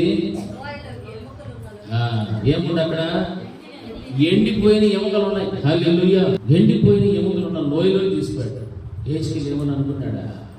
నేను ఆత్మవశుడినే ఉన్నాడు కాబట్టి యెహోవా అతని హస్తం పట్టుకొని అక్కడ తీసుకొచ్చి అక్కడికి వెళ్ళిపోతాడు. అదే ఆయన శరీర వశంలో కనుక ఉండితే ఏం ప్రభు నీకు ఏమన్నా తెలిసిన యాడికి తీసుకుపోతాడు? అడిగింటాడు, అడిగిందా? ఖచ్చితంగా అడిగింటాడు. శరీరమునకు రుణస్థుడై ఉన్నట్టుగా కనుక బుద్ధి ఉంటే శరీరం అంగీకరించింది. లోయలో వెళ్ళడం ఏంటి? అందులో ఎండిపోయిన ఎముకల మధ్యలో దాన్ని తీసుకోబడి నెవర్. నేనేమి, నా స్టేటస్ ఏమి, నేను ఒక మంచి ప్రవక్తని, నేను వీరుడిని సురాతి సూర్యుడిని తెప్పించాను, కానీ చెప్పలే. ఎందుకు? ఆత్మవశుడై ఉన్నాడు కాబట్టి. హల్లెలూయా. నీవు ప్రార్థన చేస్తే ప్రభువుతో మాట్లాడుతున్నావు, ప్రభువుతో సంభాషిస్తుంటే ఆ ఆత్మని ఆత్మతో ఏమైపోవాలా? ఏకీభవించాలి. హల్లెలూయా. నువ్వు ఎప్పుడైతే ఏకీభవించడం ప్రారంభిస్తావో అప్పుడు నీకు ఏమీ తెలియదు. నువ్వు ఎంత చక్కగా నువ్వు ప్రార్థన చేస్తుంటావో, ఎవరి కోసమో, ఎవరి రక్షణ కోసమో, ఎవరి బాధ కోసమో, ఇబ్బందుల కోసమో, ఎవరి ఆత్మీయ ఎదుగుదల కోసం నువ్వు చేస్తున్నావో నీకే తెలియదు. హల్లెలూయా. అంత గొప్ప కార్యములు దేవుడు నీ ద్వారా జరిగించగలుగుతాడు. యెహెజ్కేలు విషయంలో కూడా అదే చేస్తున్నాడు. చూడండి అక్కడ ఏం మాట్లాడు? ఎముకలు అనేకములు ఆ లోయలో కనబడను, అవి కేవలము ఎండిపోయినటువంటి ఎముకలు. అంటే ఎంతమంది చచ్చిపెట్టేనో ఆ ఎముకలన్నీ కూడా అడబడిపోయాయి. ఆ లోయలో వేసేసారు శవాలు అంతా కూడా. హల్లెలూయా. ఆ తర్వాత ఆయన ఏమంటాడు? వాటి మధ్య నన్ను ఇటు అటు నడిపించుకున్నప్పుడు ఆ విషయాన్ని చూచాడు. ఆయన అంటున్నాడు, నరపుత్రుడా, ఎండిపోయిన ఈ ఎముకలు బ్రతకగలవా అని నన్ను అడుగుగా, ప్రభువా యెహోవా అది నీకే తెలియదు నేనచ్చింది. అందుకని అంటున్నాడు, ప్రవచన వ్యక్తి ఎండిపోయిన ఎముకలతో ఇట్లనము, ఎండిపోయిన ఎముకలారా యెహోవా మాట ఆలకించింది. హల్లెలూయా. ఎవరితో చెప్పమంటున్నాడు? ఎండిపోయిన ఎముకలతో యెహోవా మాట ఆలకించండి. ఎవరు ఈ ఎండిపోయిన ఎముకలు? ఎవరు? Very good. ఇశ్రాయేలు ప్రజలకు సాదృశ్యం. అంటే వాడు దేవుడికి పూర్తిగా భిన్నమైనటువంటి వారు కాబట్టి ఆ మాటలు అక్కడ వాడుస్తున్నాడు. యెహెజ్కేలుతో మాట్లాడుతూ చూపిస్తున్నాడు. ఇశ్రాయేలు ప్రజలందరూ కూడా ఏ స్థితిలో ఉన్నారు తెలుసా? చచ్చిపోయి అస్థిపంజరాలు ఎండిపోయిన ఎముకలు ఎక్కడ ఉన్నారు? అక్కడ ఉన్నారు వాళ్ళ ప్రజలు. అందుకే యెహోవా మాట మీరు ఆలకించుడి. ఈ ఎముకలకు ప్రభు అయిన యెహోవా సెలవిచ్చినది ఏమనగా, మీరు బ్రతుకున్నట్లు నేను మీలోనికి జీవాత్మను రప్పించుకున్నాను. ఆ రప్పించిన తర్వాత చర్మము కప్పి మీకు నరమలందించి మీ మీద మాంసము పొదిగి చర్మము మీ మీద కప్పెదను, మీలో జీవాత్మ నుంచిగా మీరు బ్రతుకుతురు. అప్పుడు నేను యెహోవానై ఉన్నానని మీరు తెలుసుకుంటురు. హల్లెలూయా. ఇది తండ్రి యెహోవా దేవుడు చక్కగా యెహెజ్కేలుతో మాట్లాడుతున్నటువంటి మాట. లోయలో ఉన్నటువంటి ఎముకలతో మాట్లాడమని చెప్తున్నాడు. వారి మీదకి నేను జీవాత్మను పంపిస్తా, నరములను కీళ్ళను అన్నిటినీ ఏర్పాటు చేస్తా, చర్మమును కలుగుతా. వారి మీదకి ఇప్పుడు ఏం రావాలా? జీవాత్మ రావాలి. హల్లెలూయా. ఆ జీవాత్మ రావాలి. ఆయన నాకు ఇచ్చిన ఆజ్ఞ ప్రకారం నేను ప్రవచించుచూ ఉండగా, అక్కడ చూడండి యెహెజ్కేలు మళ్ళా ఆయన ఆత్మవశుడి ప్రార్థనలు ఉన్నప్పుడు ప్రార్థిస్తున్నప్పుడు ఏమంటుంది తెలుసా? ఆయన ఏం చూస్తున్నాడు? అక్కడ ప్రవచిస్తూ ఉన్నాడు. ప్రవచించుతూ ఉండగా గడగడమను ధ్వని ఒకటి పుట్టెను, అప్పుడు ఎముకలు ఒకదానితో ఒకటి కలుసుకొనెను. హల్లెలూయా. గడగడం అనేటువంటి ధ్వని పుట్టినప్పుడు పడిపోయినటువంటి గుట్టలు పడిపోయిన ఎముకలన్నీ కూడా ఏమైపోతున్నాయి? ఒకదాన్ని ఒకటి కలుసుకుంటున్నాయి. అంటే ఆ శవాలు ఎముకలు యాడనేది ఆ పక్క నుంచి ఈ పక్కకి, ఈ పక్క నుంచి ఆ పక్కకి పోయింటే కదా, ఎక్కడెక్కడో చెదిరిపోయింటే అన్ని కూడా వాటి ఎముకలతో అవన్నీ కూడా ఏమైపోయాయి? అతుక్కున్నాయి. హల్లెలూయా. హల్లెలూయా. అదే చెప్తున్నాం, ఎముకలు ఒకదానితో కూడా కలుసుకోలేదు. నేను చూచుచూ ఉండగా నరములను మాంసమును వాటి మీదికి వచ్చేసాను. నరాలు వచ్చేసి మాంసం వచ్చేది. హల్లెలూయా. ఎండిపోయిన ఎముకలు మీరు దేవుడు ఏమిచ్చాడు? నరములు. చర్మం, మాంసం అంతా కూడా పొదిగించాను. నేను చూచుచూ ఉండగానే ఇవన్నీ జరుగుతున్నప్పుడు వాటిలో ఏం కనపడ్డదంటే జీవాత్మ ఎంత మాత్రము కూడా అన్ని ఇచ్చాడు దేవుడు, జీవాత్మ మాత్రమో లేదు. కానీ ఈయన ఏం చేస్తున్నాడు? ప్రవచనము చెబుతూనే ఉన్నాడు, ప్రవచిస్తున్నాడు. దేవుడు ఏదైతే మాట్లాడాడో దాని ప్రకారంగా ఏం చేస్తున్నాడు? చేస్తూనే వచ్చాడు. హల్లెలూయా. ఆపలేదు, ఇంకా దేవుడితో ప్రార్థిస్తూనే ఉన్నాడు, ప్రవచిస్తూనే ఉన్నాడు. అయ్యో గడగడమని శబ్దం వచ్చింది, ఆపలా, భయపడిపోలా. ఏదో సౌండ్ వచ్చింది, ఎముకలని ఏడబడిపోతున్నారని ఆయన భయపడ్డా?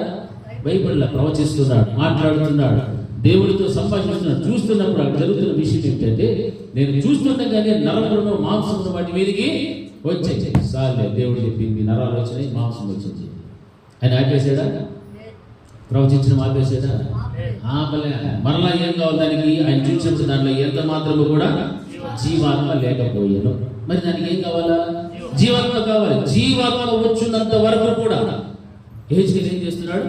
ప్రవచిస్తున్నాడు, మాట్లాడుతున్నాడు. అందుకే అక్కడ రాయబడిన మాట గమనిస్తే, ఎంత మాత్రము జీవాత్మ లేకపోయినా అప్పుడు ఆయన నరపుత్రుడా జీవాత్మ వచ్చినట్లు ప్రవచించి ఇట్లను ప్రభువుకు యెహోవా సెలవిచ్చినదేమనగా, జీవాత్మ నలుదిక్కుల నుండి వచ్చి హతులైన మీరు బ్రతుకున్నట్లు వారి మీద ఊపిరిను ఆయన నాకు ఆజ్ఞాపించినట్టు నేను ప్రవచింపగా జీవాత్మ వారికి వచ్చెను. వారు సజీవులై లేచి లెక్కింప శక్యము కానీ మహాసైన్యమై నిలిచిరి. హల్లెలూయా. ఆయనలో ఉన్నటువంటి ఆ యొక్క చక్కని చూడండి, ప్రార్థన ప్రవచించేటువంటి గుణం ఆయనకు ఉంది. ఆయన ఇంకా ఇంకా ప్రవచిస్తున్నాడు, మాట్లాడుతున్నాడు, ఆయన సంభాషిస్తున్న దేవుడు అతనితో మాట్లాడుతూనే వస్తూ ఉన్నాడు. హల్లెలూయా. మనం ప్రార్థన చేస్తే ఎవరు మనతో మాట్లాడుతుండల్లా? దేవుడు. మన ఆత్మ వశులైపోతే అప్పుడు మన ప్రార్థన దేవుడు వింటూ మనం ఎక్కడికి తీసుకోవాలో అక్కడ తీసుకొని వెళ్తూ ఉంటాడు. హల్లెలూయా, హల్లెలూయా. ఎండిపోయి ఎమకలేక ఆ లోయలో తీసుకోవడం ఏంటి? వారి నరాలను మాంసము శర్మం కప్పడం ఏంటి?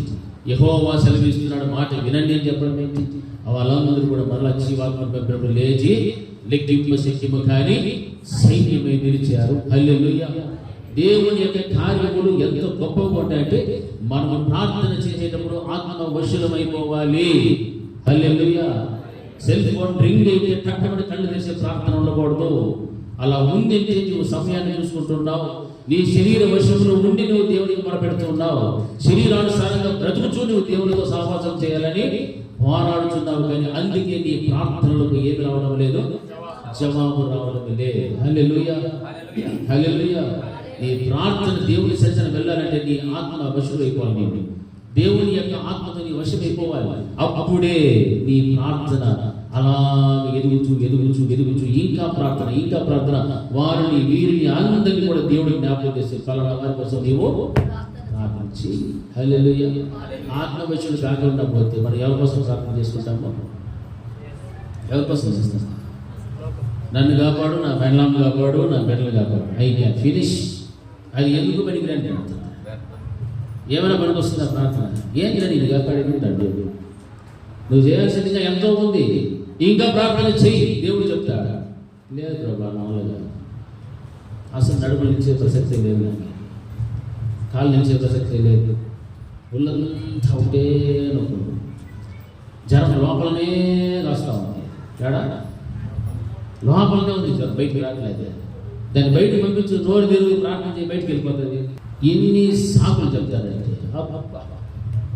1,96,000 సాకులు చెప్తారు. మరి మన జీవితంలో ఉన్నటువంటి కడవరి దినాల్లో ఆత్మీయతలో ఎంత ఎదగాలో మనకు ఇంకా తెలియడం లేదు, ఎంత అభివృద్ధిలోకి రావాలో తెలియడం లేదు. ప్రార్థన ఏదో ప్రార్థన ఆ ప్రార్థనలు ఏమైపోవాలా?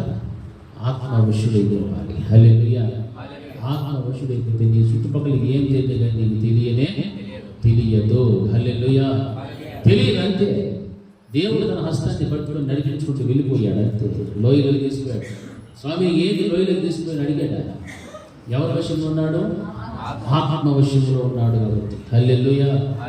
ఏదో మొక్కుబడిగా లేచి చెయ్యల్లా ఇంకొంతమంది కాన్ఫరెన్స్ హాల్లో పెట్టుకొని మాట్లాడుకుంటా ప్రార్థన చేస్తుంటారు. అది ఎట్లా చేస్తుంటారు ఏమో నాకు తెలియదు. ఇంకొంతమంది వీడియోలో పెట్టుకొని వీడియో కాన్ఫరెన్స్లో పెట్టుకొని వాళ్ళని చూసుకుంటే నేను కనిపిస్తానేమో అని తిప్పుకుంటా ప్రార్థన చేస్తాను. ఏమైనా ప్రయోజనం ఉందా? అట్లాంటి ప్రార్థన వల్ల ఏమైనా బలం ఉందా? చెప్పాలి, బలం ఉందా? లేదు. దేవుడు నీకు స్వేచ్ఛ ఇచ్చాడు. ఇంకా ఎంతకాలము మధ్యవర్తులు పెట్టుకొని ప్రార్థన చేసుకుంటావు? ఎంతకాలం నీకు మధ్యవర్తులు కావాలి? నా కోసం నువ్వు ప్రార్థన చేయి, నా కోసం నువ్వు చేయి, నీకేం పోయే కాలము? ప్రార్థన చేసేవాళ్ళు ఆ యొక్క స్వాతంత్రం ఇచ్చాడే దేవుడు. ఇచ్చినాడు లేదా? ఇచ్చినాడు. ఇచ్చినప్పుడు ఆ యొక్క అవకాశాన్ని ఏం చేసుకోవడం లేదు మనుషులు. అది హల్లెలూయా. ఎందుకంటే శరీరాన్ని సుఖపెట్టేటువంటి వారు కాబట్టి అలా కూర్చొని సోఫాలో పెట్టుకుని సిల్లాన్ని వేసుకుంటే ఎంతమంది కావాలి? ఇలాంటి 150 మంది. నువ్వు చేయకపోతే పోయా ఎవరు వస్తారు నా కోసం? ఎవడైనా వస్తారు. ఎవడైనా సరే వచ్చి నా కోసం ప్రార్థన చేస్తారు. నన్ను ఏమైనా కానీ చేస్తారు. హల్లెలూయా. లాస్ట్ నేను ఏమో ఒకటి చేసేసి పోతాను. అది జ్ఞాపకం పెట్టుకుంటాను. దేవుడు మనకిచ్చిన సంఘము, సంఘ కాపరి, ఆ సంఘములో నేను ఎలా ఎదగాలో అది నేర్చుకోవాలి. మొదట అది విడిచిపెట్టేస్తాం. ఎవరెవరినో మన మైండ్లో పెట్టుకుంటాం, ఎవరెవరినో మూడుకుంటుంటాం, ఎవరి గురించో మాట్లాడుతుంటాం. అవన్నీ అవసరం లేదు. దేవుడు చెప్పాడా వాళ్ళ గురించి మాట్లాడని, వాళ్ళు మూడుకోమని చెప్పాడా? లేదు. అసలు నీ బతుకులో నీ ప్రార్థన ఎట్టంది? నీ ప్రార్థన జీవితం. నీవు ప్రార్థన చేసేటప్పుడు ఆత్మవిషుదాలపై నీవు ప్రార్థిస్తుంటే నిజముగా నీవు దేవుని యొక్క సన్నిధిని కూర్చొని నీవు ఆత్మవిషుడైపోయి ప్రార్థన చేస్తూ సమయం అనేది నీకు రాదు. సమయం అనేటువంటి ఆలోచన జ్ఞాపకం రాదు. వచ్చి 1 గంట సేపు చేసుకుంటావు, 1 గంట చాలు అనేసి చేసుకొని వెళ్ళిపోయి నా వంతు నేను చేసేసి కొడతాను. ఏమైనా పనికి వచ్చే మాటలు ఇవన్నీ, పనికి దాన్ని దరిద్రపు మాటలు ఇవన్నీ కూడా. హల్లెలూయా, హల్లెలూయా. ప్రార్థన అంటే ఎవరితో సంభాషణ? చాలా జాగ్రత్తగా ఉండాలి. మనుషులతో మాట్లాడడానికి మనం ఎన్ని జాగ్రత్తలు తీసుకోబోతాం. అటువంటిది నిన్ను నిర్మించి నీకోసం ప్రాణం పెట్టి సర్వశక్తిమంతుడైన దేవుడితో ఉన్నటువంటి సహవాసంలోకి వచ్చినప్పుడు ఎంత జాగ్రత్తగా మాట్లాడాలో అంత జాగ్రత్తగా మాట్లాడాలి. హల్లెలూయా, హల్లెలూయా, హల్లెలూయా. అందుకే ఆత్మవశుడి ఉన్నప్పుడు ఎముకలన్నింటినీ కూడా చూపిస్తున్నాడు. చచ్చిపోయి ఎండిపోయిన ఎముకలు ఎందుకు పనికిరాని గొట్ట, దీనికి మరలా నేను ఏమిస్తాను? జీవాత్మను ఉంటాను. ప్రవచించు, నీవు మాట్లాడు, వాడికి నరములను పంచుతా, మాంసము చర్మనంతా గమనిస్తా, జీవాత్మను కూడా వాటికి నేను ఇస్తాను. అప్పుడు లెక్కింప శక్తిము కానీ మహా గొప్ప సైన్యమై నిలబడ్డా. ఆ స్థితిలోనికి రావాలని ఆధ్యాత్మికమైన జీవితం. జీవాత్మ కనుక నీలో ఉంటే లెక్కింప శక్తిము కానీ మహాసైన్యముగా ఏ విధంగా అయితే లేచి నిలబడ్డాయో ఆ ఎండిన ఎముకల లాంటి జీవితంలో కూడా దేవుడు ఏం చేస్తాడో సైన్యం వల్ల లేచి నిలబెడతాడు. అప్పుడు శక్తిమైన సాతానుని ఎదిరించడానికి దేవుడు నీకు ఏమి ఇచ్చాడు? శక్తిని ఇవ్వగలుగుతాడు. హల్లెలూయా, హల్లెలూయా. అంతేకాని ఏదో సచిత ప్రార్థన చేసుకొని దానికోసం దీనికోసం ఎంపలాడి తిరుగుకుంటా ఆడ ఈడ ఓహో ఆహా అనుకుంటా ఉంటే ఏమి ఫలితమో లేదు, లేదు, లేదు. మరలా చెప్తున్నా, ఎండిపోయిన ఎముకల లాంటి ప్రత్యేకటువంటి ఉంటే ఆత్మవశులై ప్రార్థించేటువంటి అనుభవం నీకు రానే రా. ఒక చిన్న డిస్టర్బెన్స్ జరిగితే వెంటనే కళ్ళు వేసేసి అక్కడికి చూస్తాం. ఎవరో వచ్చినా, ఎవరో నన్ను పిలుస్తారు అంటే నీ మనసు అంతా ఎక్కడ ఉంది? ఎవరన్నా వస్తారేమో, ఎవరన్నా పిలుస్తారేమో, లేకపోతే ఏమో అంతే. ప్రార్థన అంటే దేవుడితో మాట్లాడేటప్పుడు నీ ఆలోచన, నీ మనసు, నీ దృష్టి అంతా ఎక్కడ ఉండాలా? కళ్ళు మూస్తే ఎవరు కనపడాలా? దేవుడే కనపడాలి. ఇంకా పక్కన నశించిపోయి నాశించిపోయి ఊగమ్మ కూడా వచ్చేది. నువ్వు చేస్తావా? ఎందుకు? నీ గుడి ప్రక్కన ఎంతమంది కూలినను అపాయం నీ ఎందుకు రా కదా. మరి అపాయమే రాదు అంటే సెల్ ఫోన్ వస్తే మాత్రం కటాకాలను కనిపిస్తాడు. ఎందుకు? ప్రార్థన అంటే మనకు లేదు. అసలైన ప్రార్థన తెలియదు. ప్రార్థన అంటే తెలియదు. ఏదో ప్రార్థన చేయాలి, చేసేస్తుంది. ఆత్మవశుడు ప్రార్థన. ఆత్మవశులై వాక్యమును బోధిస్తున్నప్పుడు కూడా ఏం తెలియదు తెలుసా? సమయం తెలియదు. హల్లెలూయా, హల్లెలూయా. బాగా గమనించారు. మీరు అనుకోవచ్చు కదా, ఏందమ్మా ఈ పాస్టర్ సేపు చెప్తారు వాక్యం, మా వల్ల కాదు. మీరు ఎన్ని అయినా ఇవ్వకండి, నన్ను నిందించవచ్చు, కానీ నా నోట నుండి వచ్చి దేవుని వాక్యం మాత్రమో నిందించచ్చు. హల్లెలూయా. వాటిని కనుక ధిక్కరిస్తే ఎవరిని ధిక్కరించినట్లు అంతే. దానికి రాబోయే శిక్ష ఎవరు అనిపిస్తారు? అంతే. లేచి నిలబడ్డం వరకు ఆ తర్వాత నా విషయంలో నేను నిజంగా చెప్తున్నాను. అందుకే హెచ్కేల్ గారు ఏమంటారంటే ఆత్మవశుడనై ఉండగా, ఎక్కడున్నాను? ఆత్మవశుడై ఉన్నప్పుడు ఇంత గొప్ప కార్యం అంటే ఇంకా ప్రవచించి ఇంకా పో, వెళ్ళు, మాట్లాడు. ఆ ఎముకలకి నేనేమిస్తాను? నరములను పంపిస్తాను, చర్మం, మాంసం, జీవాత్మను పంపిస్తాను. ఎండిపోయినటువంటి ఎముకల్లాగే కనుక బ్రతికితే దానివల్ల ప్రయోజనం లేదు. లేచి మహాసైన్యం వల్ల ఏమవ్వాలి? నిలవబడాలి. హల్లెలూయా. లేచి నిలబడబడు. ఆత్మీయతలు నువ్వు బలపడాలంటే మహాసైన్యం రావాలి. నీవు ఎలాగ ఏమి లేదు నీ జీవితంలో, జీవాత్మ లేదా, నరములు లేదా, మాంసము లేదా, లేకపోతే ఏమి లేకుండా నువ్వు పడి ఉన్నావు, అంత ఎమకలాగా నువ్వు పడి ఉన్నావు. లేచి ఆయన పంపేటువంటి జీవాత్మని పొందుకొని సజీవుడిగా లేచి నిలబడు. మహాసైన్యం వల్ల లేచి నిలబడు. దేవుడి వాక్యం హెచ్చరిస్తున్నాడు. అంతేకాని అలా ఉండాలి. లేకపోతే ఏందో సుస్థితి అయిపోతుంది, నీరసం అయిపోతుంది అని కూర్చుంటుంది. ఒక ముక్త అక్షరము కూడా లోపలికి పోతుందా? పోదు. హల్లెలూయా. అందుకే ప్రార్థించే నీవైనా, ప్రార్థించే ఇతరులైనా కానీ మనము ఏం చేయకూడదు? ఆటంకపరచకూడదు. నీ ప్రార్థనకు ఆటంకము కలుగుకుండా చూసుకో. అందుకే రహస్యమంతున్న నీ తండ్రికి రహస్యముగా నీవు ఈ గదిలోనికి వెళ్ళి తలుపు వేసుకొని ప్రార్థన చెయ్యి అన్నాడు. కానీ నీ ఫోన్లతో, నీ ఆవిడతో, ఈవిడితో పోయి ప్రార్థన చేయని చెప్పాడా? చెప్పలే. ఎందుకంటే ఇట్లాంటివన్నీ దేవుడికి ముందే తెలుసు. ఆయన అనంత జ్ఞాని. మనం చర్చకొచ్చినప్పుడు ఏమేం చేస్తామో, బైబిల్ చేస్తామో తెలియదు, దాన్ని దిక్కేది కాదు. సెల్ ఫోన్ మాత్రం ఏడుంటుంది, జోబీలో, చేతుల్లో, బైబిల్లోనే పెట్టుకొని వచ్చేసి ఫస్ట్ బైబిల్ కంటే ముందు ఏం చేస్తారు? సెల్ ఫోన్ చేస్తారు. దరిద్రం. బైబిల్ దిగులు లేదు. దాన్ని చూసి దీన్ని చూడు, దాన్ని చూసి ఎక్కడ తీసుకుపోతుంది? నిన్ను నరకానికి. సెల్ ఫోన్ చూసి అలవాటు, అది ఏం అలవాటు? చాలా మంది చాలా భయంకరమైన దరిద్రం అలవాటు. సెల్ ఫోన్ దేనికి పెట్టారు? మాట్లాడుకోవడం పెట్టారు. మాట్లాడు ఏం మాట్లాడుకోవాలా? మంచి మాట్లాడుకోవాలి పెట్టేది. గాడే అయితే ఏది కూడా అయిపోవాలి. ఏమైనా ఉపయోగం ఉందా? లేదు. ఆత్మవశులై దేవుని యొక్క సన్నిధానంలో మనం ఏం చేయాలి? ప్రార్థన. అది దేవుడు కోరుకునేటువంటి. అప్పుడు నీ ప్రార్థనకు బలం ఉంటుంది, శక్తి ఉంటుంది.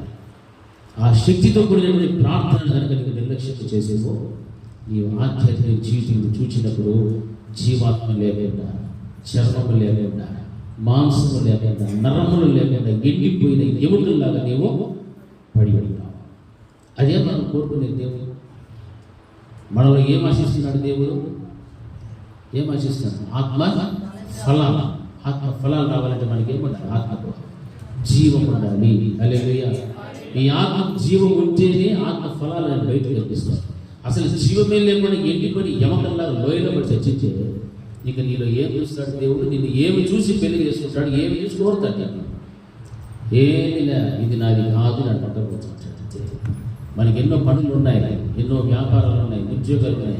వాటికంటే మనం ఎక్కువ ప్రాధాన్యత ఎవరికి ఇవ్వాలి? దేవుడికి.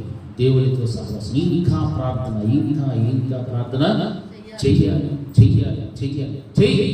అప్పుడు నీ యొక్క ఆధ్యాత్మిక జీవితం ఏమవుతుంది? అది అభివృద్ధి అవుతుంది. ఏదో వచ్చేసినా పోయినాము మొక్కుబడిగా అంటే దానివల్ల ఏమీ ఉపయోగం. నేను నిజంగా చెప్తాను. ఈరోజు వచ్చామంటే నేను ఆత్మవశులవై, ఆత్మవశురాలవై నీవు చేసిన ప్రార్థన ఎక్కడికి వెళ్ళిపోవాలా? దేవుడి సన్నిధికి వెళ్ళిపోవాలి. అది ప్రార్థన అంటే. అంతేకాని అందుకే అలా చేశాడు కాబట్టి ఎండిపోయిన ఎముకలకు దేవుడు ఏమి ఇచ్చాడు? ఆయన వీటిని ఇచ్చాడు. వాళ్ళు ఏమైపోయారు? లేచి మహాసైన్యమై నిలబడతారు. నీవు చేసే ప్రార్థన అంత బలమైనటువంటి కార్యాలు జరగాలి. ఆ బలమైనటువంటి కార్యాలు నీవు చేసే ప్రార్థన జరగడం లేదంటే నీవు ఆత్మవశుడిపై చేయడం లేదు, శరీరానుసారంగా చేస్తున్నావు. శరీరాన్ని సుఖపెట్టుకుంటూ చేస్తున్నావు. మోకాళ్ళు వేస్తే మనకేమి నొప్పి కాబట్టి మోకాళ్ళు లేదు, చక్కగా దిట్టంగా చక్కగా మోకాళ్ళు వేసుకొని కూర్చుంటాం. దానివల్ల ఏమైనా ప్రార్థన పోతుంది? దేవుడికి పోతుందా? పో. దేవుని ఎంత మనం ఎంత తగ్గించుకొని మన శరీరాన్ని ఎంత నలగొంచుకొని మనం నిలబడతామో అప్పుడు మహాసైన్యం అనే లేచి నిలబడేటువంటి శక్తి దేవుడు మనకు ఇస్తాడు. హల్లెలూయా. అది నేర్చుకోవాలి. నువ్వు మోకాలు లేకుండా దిట్టంగా కూర్చున్నాడు, దిట్టంగా ఇక్కడే ఉంటావు. గాడికి పోవు, అది పర్లకానికి పోవు, దిట్టంగా ఏడేసి వస్తావు. కానీ పర్లకానికి పోవాలంటే మోకాలు ఉండాలి, మోకాలు వేయాలి, కన్నీరు కాల్చాలి, ప్రార్థన చేయాలి, ఆత్మవిషయం అయిపోవాలి. అది మనకు దేవుడు నేర్పించేది. నామమాత్రపు బ్రతుకు, నామమాత్రపు ప్రార్థన, నామమాత్రపు బోధలు మనకు అవసరమో లేదు. హల్లెలూయా. నామమాత్రపు బోధలు కానీ ఇటువంటి సహవాసాలు ఏ ఉండినా కానీ వాటి అన్నింటి నుంచి కూడా మనం ఏం చేసుకోవాలా? బయటికి రావాలి. నిజముగా దేవుడు మనల్ని గద్దించి ఖండించి బుద్ధి చెప్తున్నప్పుడు ఆ మాటలు ఎక్కడ దొరుకుతాయి అని పరుగులు తీసుకుంటూ అక్కడ మనము స్థిరపడాలి. హల్లెలూయా. ఇవన్నీ ఎలా వస్తాయంటే నీ జీవితంలో ఎప్పుడైతే ఇంకా ప్రార్థన చేయాలి, ఇంకా దేవుడితో సంభాషించాలి, ఇంకా దేవుడితో మాట్లాడాలి అనేటువంటి ఉద్దేశం నీలో వస్తుందో అప్పుడే ఇటువంటి మంచి సహవాసంలో స్థిరమైన స్తంభం వలె నీవు నిలవబడగలుగుతావు. హల్లెలూయా. అంతేగాని ఊరికి ఉత్తుగా నువ్వు చేసే భక్తి వల్ల ఏమి ప్రయోజనం లేదు. గాలి ఎటు పోతే అటు వెళ్ళిపోతూ ఉంటావు. వచ్చేపు లోకంలో, వచ్చేపు దేవుల్లో. ఈ విధమైన జీవితము నామమాత్రము క్రైస్తవ జీవితము. హల్లెలూయా. అపోస్తలుల కార్యం 2వ అధ్యాయం 42వ వచనం గమనిస్తే ఆ రోజున అక్కడ మాట్లాడుతున్న మాటలలో ప్రార్థనలో ఏ విధంగా ఉండాలని చెప్తాంటే ఎడతెగకుండా మీరు ఉండాలి అని చెప్తున్నాను. ఎడతెగకూడదు. ఎందుకు? పరిశుద్ధాత్మతో నింపబడ్డారు, మేడ దగ్గర ఉన్నారు.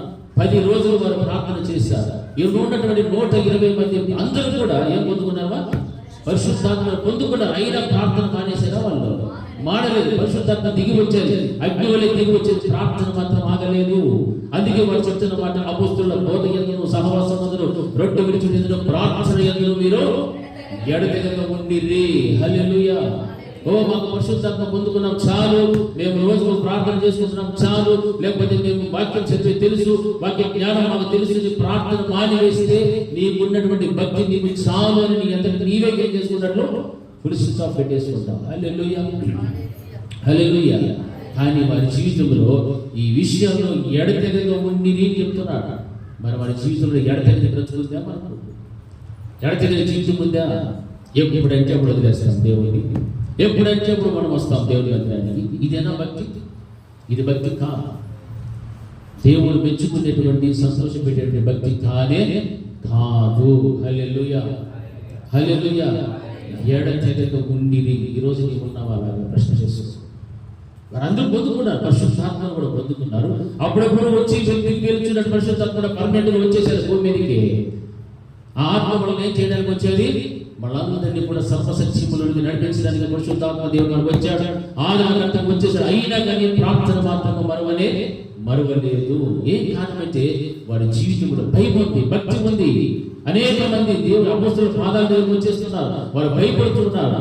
అందుకే వారు ప్రార్థన జీవితంలో ఎడతెగక ఉండిరి వాక్యం మనకి హెచ్చరిస్తుంది. హల్లెలూయా. అది మనం చదివేసుకుంటున్నాం. కానీ ఎడతెగక ఉండిరి అంటే దానికి ముందు జరిగే కార్యాలన్నీ కూడా మనం జ్ఞాపకం తెచ్చుకోవాలి. వారి జీవితంలో ఇన్ని పొందుకున్నప్పటికీ కూడా, వారు 10 రోజులు ప్రార్థన చేసి పరిశుద్ధాత్మను పొందుకున్నప్పటికీ కూడా, అగ్ని వలె దిగి వచ్చినప్పటికీ కూడా వారు ప్రార్థన మాడలేదు. ఈ రోజు నా జీవితంలో నేను పరిశుద్ధాత్మని పొందుకున్నానా లేదా? అగ్ని వలె దహించేదా, దిగి వచ్చేదా లేదా? ఎందుకు నేను ప్రార్థన మానివేస్తున్నా? ఎందుకు నా జీవితంలో సరైన ప్రార్థన లేదు?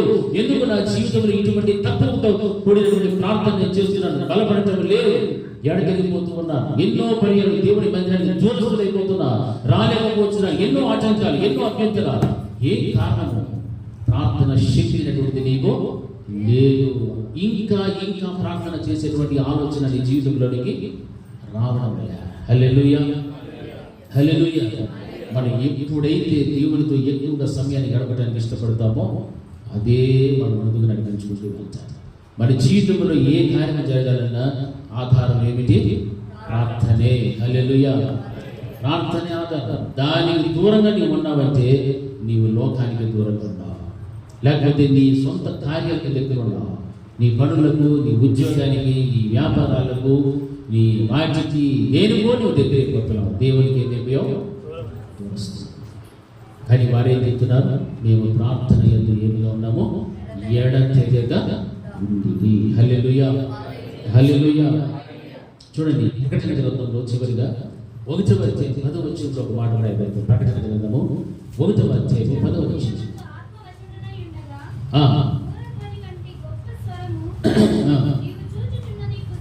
నీవు చూచుచు ఉన్నది పుస్తకములో రాసి Ephesus, Smyrna, Pergamum, Thyatira, Sardis, Philadelphia, Laodicea అను 7 సంఘములకు పంపుమని చెప్పుట నా వెనుక వింటిని. హల్లెలూయా. యోహాను గారు దేవునికి మహిమకరమైనటువంటి సేవ చేసినటువంటి వాడు. బోధించాడు. ఆయన ఏం పట్టేది అనుకున్నాడు. ఎక్కడ పోయాడు? ఇప్పుడు పద్మస్ దీపంలో పోయి ఉన్నాడు. హల్లెలూయా. పద్మస్ దీపంలో ఆయన దేవుడు ఏం చెప్పాడు తెలుసా? ఆయనతో మాట్లాడుతున్నటువంటి మాట. ఆయన ఏం ఉన్నాడు అక్కడ? ఆత్మవశుడై. హల్లెలూయా.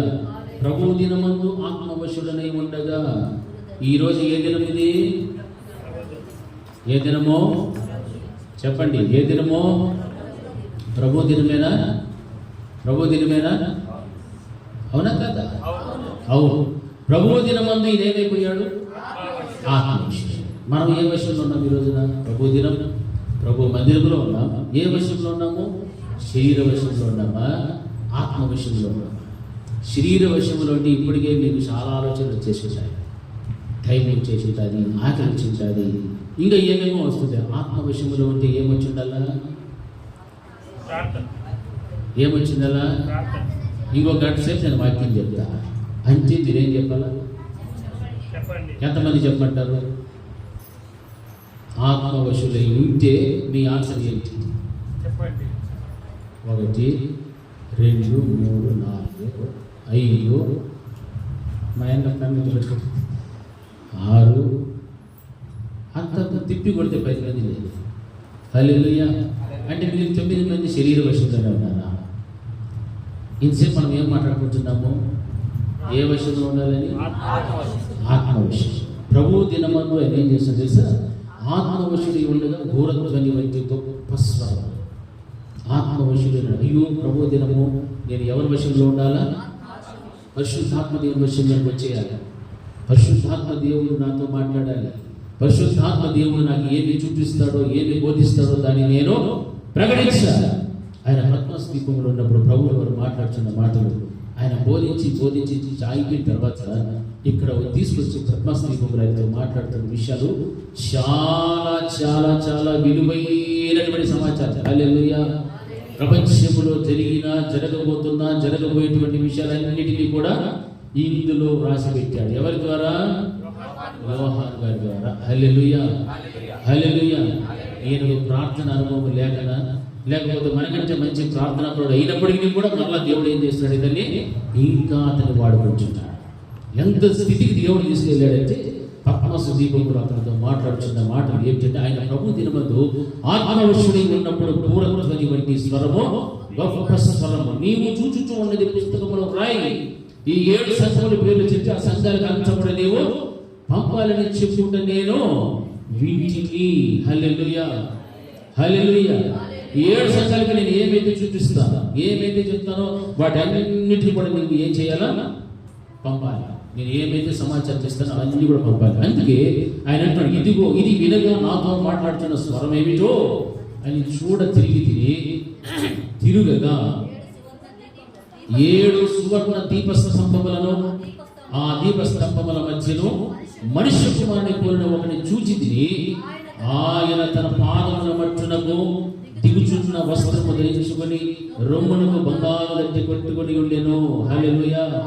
ఆయన తలయు తల వెంట్రుకలను తెల్లని ఉన్నని పోలినవి హిమమంత ధవళముగా ఉండెను. ఆయన నేత్రములు అగ్ని జ్వాలల వలె ఉండెను. ఆయన పాదములు పొలిమిలు పుటము వేయబడి వెలుగుచున్న అపరంజితో సమానమై ఉండెను. ఆయన కంఠస్వరము విస్తార జల ప్రవాహముల ధ్వని వలె ఉండెను. ఆయన తన కుడి చేత 7 నక్షత్రములు పట్టుబడి ఉండెను. ఆయన నోటికి 2 అంచులు గల వాడి అయిన ఖడ్గం ఒకటి బయలు వెడలుచు ఉండెను. ఆయన ముఖము మహా తేజస్సుతో ప్రకాశించుచున్న సూర్యుని వలె ఉండెను. హల్లెలూయా. హల్లెలూయా. దేవుని యొక్క ప్రత్యక్షతను చూస్తూ ఉన్నాడు. ఆత్మవశుడైతే ఏం చూస్తావు? నీవు ఆయన ప్రత్యక్షతను చూస్తావు. నీవు ఆత్మవశుడు కాకపోతే ఏం చూస్తావు? ఏమీ చూస్తావు. నీ ఇంటిని చూసుకుంటావు, నీ పొయ్యిని చూసుకుంటావు, నీ బీరువాన్ని చూసుకుంటావు. కళ్ళైతే మూతపడే ఉంటాయి. ఇంకొంచెంసేపు మూతపడితే అట్లనే నిద్రలో కూడా జరుగుతుంటాం. అది మనుషులు చేసే ప్రార్థన.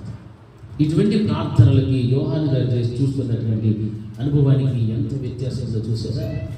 మనమందరం కూడా దేవుని పోలికలోనికి మార్చబడాలి అంటే ఆత్మీయ జీవితంలో ఎంత ఉన్నతమైన స్థాయిలో ఎదగాలంటే అంత ఉన్నతమైన స్థాయిలో. ఇప్పుడు చెప్పండి, మనం చేసే భక్తి ఎంత స్థాయిలో ఉంది? వీరితో పోలిస్తే మన భక్తి, మన ప్రార్థన ఏమైనా సరిపోతుందా? ఏం సరిపోతుంది? దేనికైనా ఆయన కోరిక సమానం అవుతుందా మనం చేసే ప్రార్థన? భక్తులు చేసిన ప్రార్థన ఇంకా ఇంకా ఇంకా చేస్తున్నా దేవుడు వారి ద్వారా కార్యాలు జరిగిస్తున్నారు.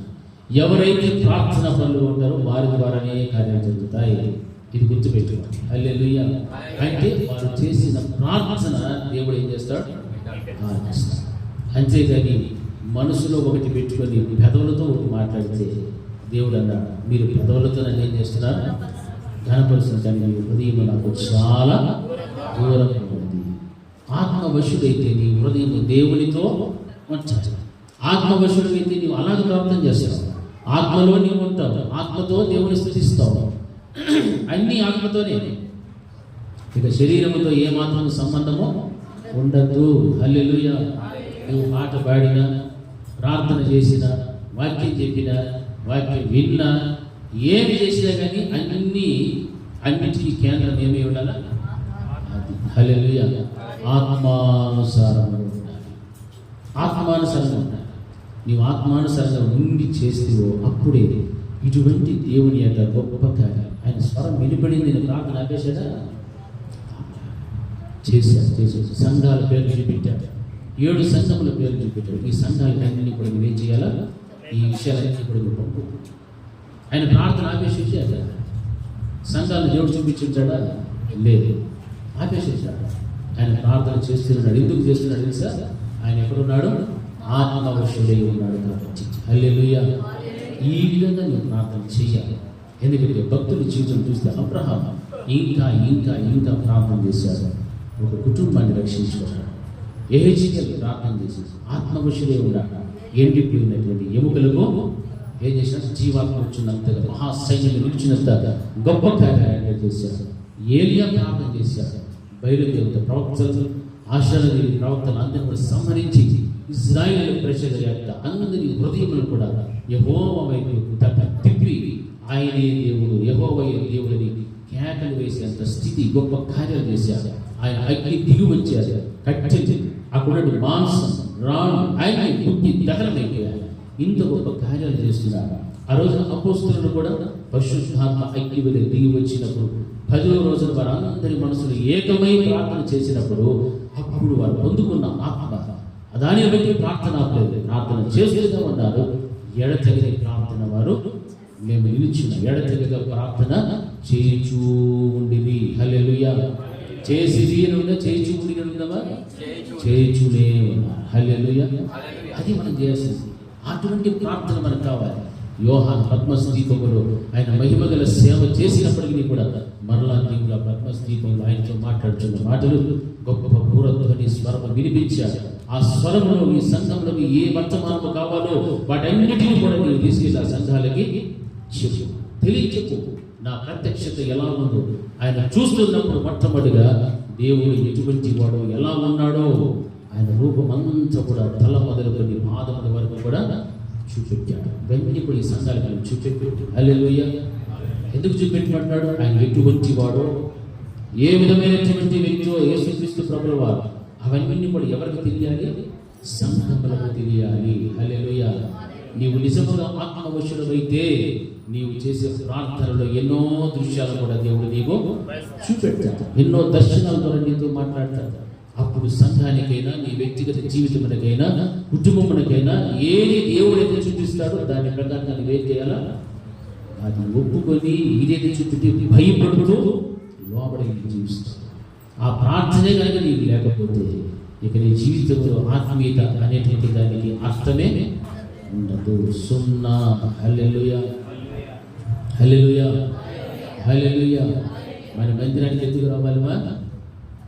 ఎందుకు రావాలా? ఆత్మీయతలో బలపడటం కోసం, ఆత్మీయతలో ఎదుగుదల కోసం రావాలి. కానీ ఏదో మనం చేయాలని మాత్రం ఇక్కడికి రావచ్చు. మనం ఏదో చేయాలని ఇక్కడికి వస్తే దేవుడు నీకు ఏమీ చేయడు. నువ్వు ఏమై ఉన్నా దేవుని ఎదుట తగ్గిపో. మోకాళ్ళలో ప్రార్థన జీవితం బలపరచుకోవడం కోసం రా. అప్పుడు ప్రార్థన అనేటువంటిది నేను ఎక్కడికైనా తీసుకెళ్ళించాలి. హల్లెలూయా, హల్లెలూయా, గట్టిగా హల్లెలూయా, హల్లెలూయా. ప్రార్థన చేసుకుంటాం. అందరూ కూడా మోకరించి ప్రతి ఒక్కరు కూడా దేవుడు తన భక్తుల జీవితంలో చేసినటువంటి ప్రార్థన, ఆ ప్రార్థనల ద్వారా దేవుడు జరిగించిన గొప్ప కార్యాలు మనమందరం కూడా విని ఉన్నాం. ఈ రోజున నీ యొక్క ప్రార్థన జీవితం ఎలా ఉంది? నీవు ప్రార్థన అనుభవంలోనికి ఎలా వస్తున్నావా? దేవునికి అయితే ప్రాధాన్యత నువ్వు దేనికి ఇస్తున్నావా? ఒక్కసారి నిన్ను పరిశీలన చేసుకో. నీ ప్రార్థనలో శక్తి ఉందా, బలం ఉందా, లేదా అసలు నువ్వు చేసే ప్రార్థనకు ఏమైనా అర్థం ఉందా లేదా? ఒక్కసారి ఆలోచించి ప్రభువు వారు ఎంతో ప్రేమతో మనతో మాట్లాడుచు. ప్రాచీన గ్రంథంలో మనం చదవబడేటువంటి రీతిగా ఆయన యొక్క స్వరూపం ఉన్నాం.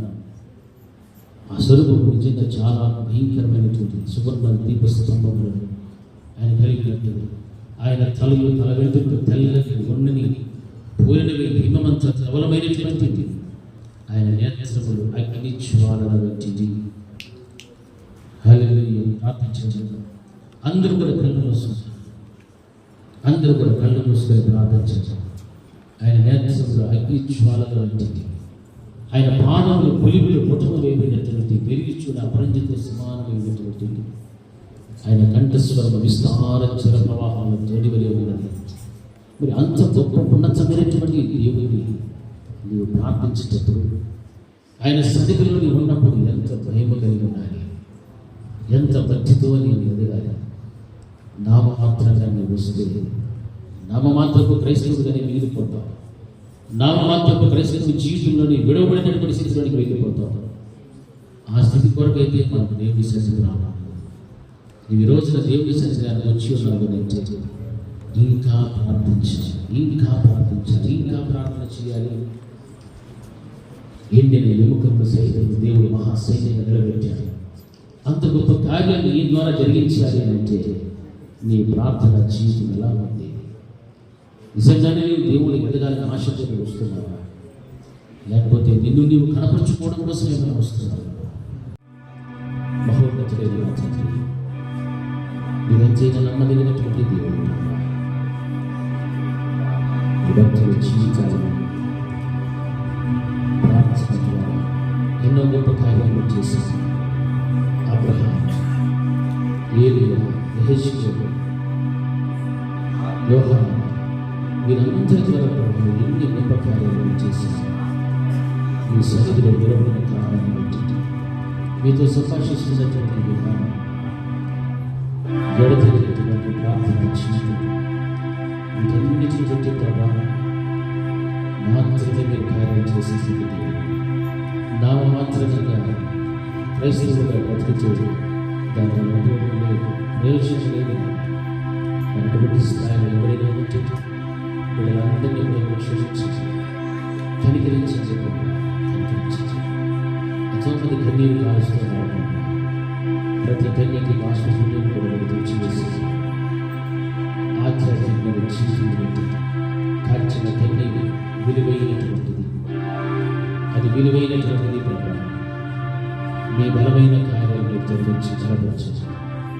ఏ ఒక్కరు కూడా ప్రభావ విశ్వాసంలో ఆత్మీయతలో పుట్టుబడిపోతే దినం తర్వాత దినం అభివృద్ధిలోని మహావృద్ధిలోనికి రావాలి. మా జీవితాన్ని మంచి చేయాలి. మిమ్మల్ని చూస్తూ ప్రచండి. మా దృష్టి, మా హృదయం అంతలో మీ కొరకే వెళ్ళిపోవాలి. ఆ విధమైనటువంటి తలములు కూడా దయచేస్తూ వీళ్ళ జీవితాల్లో మనం చేసే ప్రార్థనలు ఈ దినం మొదలుకొని ఆత్మవశలే ప్రార్థించడానికి ఎంతో సహాయపడుతుంది. ఆ విధంగా ప్రార్థించడానికి మంచి మనస్సును దయచేసి, ఆ సిద్ధపాటును దయచేసి కూడా ప్రార్థిస్తాను.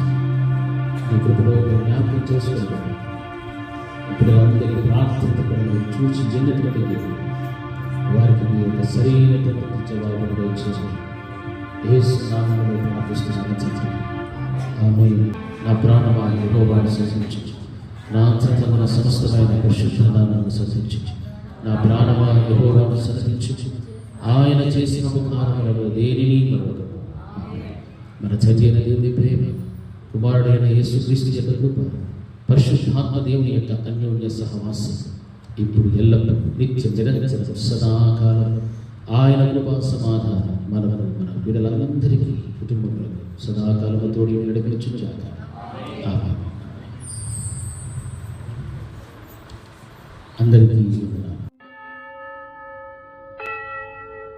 స్తుతి గానములతో నేను నా దేవుని స్తుతించెదను. నా జీవితమంతా ప్రభు కొరకైనే నిలజీవించెదను. ప్రభు కొరకై నిలచెదను. స్తుతి గానములతో నేను నా దేవుని స్తుతించెదను. నా జీవితమంతా ప్రభు కొరకైనే నిలజీవించెదను. ప్రభు కొరకై నిలచెదను. స్తుతి గానములతో నేను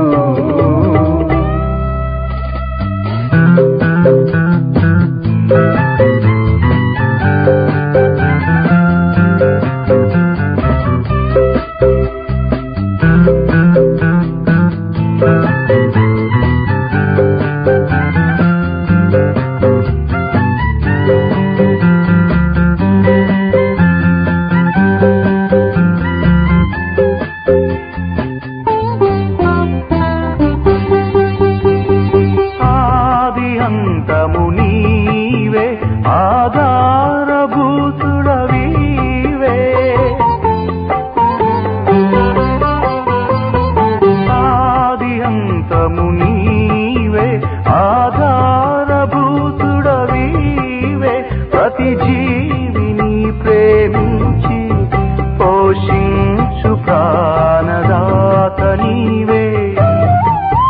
ప్రతి జీవిని ప్రేమించి పోషించు ప్రాణదాత నీవే. నీ ప్రేమలో నీ నీడలో నీవు నిలచును స్తోత్రము. స్తుతి గానములతో నేను నా దేవుని స్తుతించెదను. నా జీవితమంతా ప్రభు కొరకైనే నిలజీవించెదను. ప్రభు కొరకై నిలచెదను. స్తుతి గానములతో నేను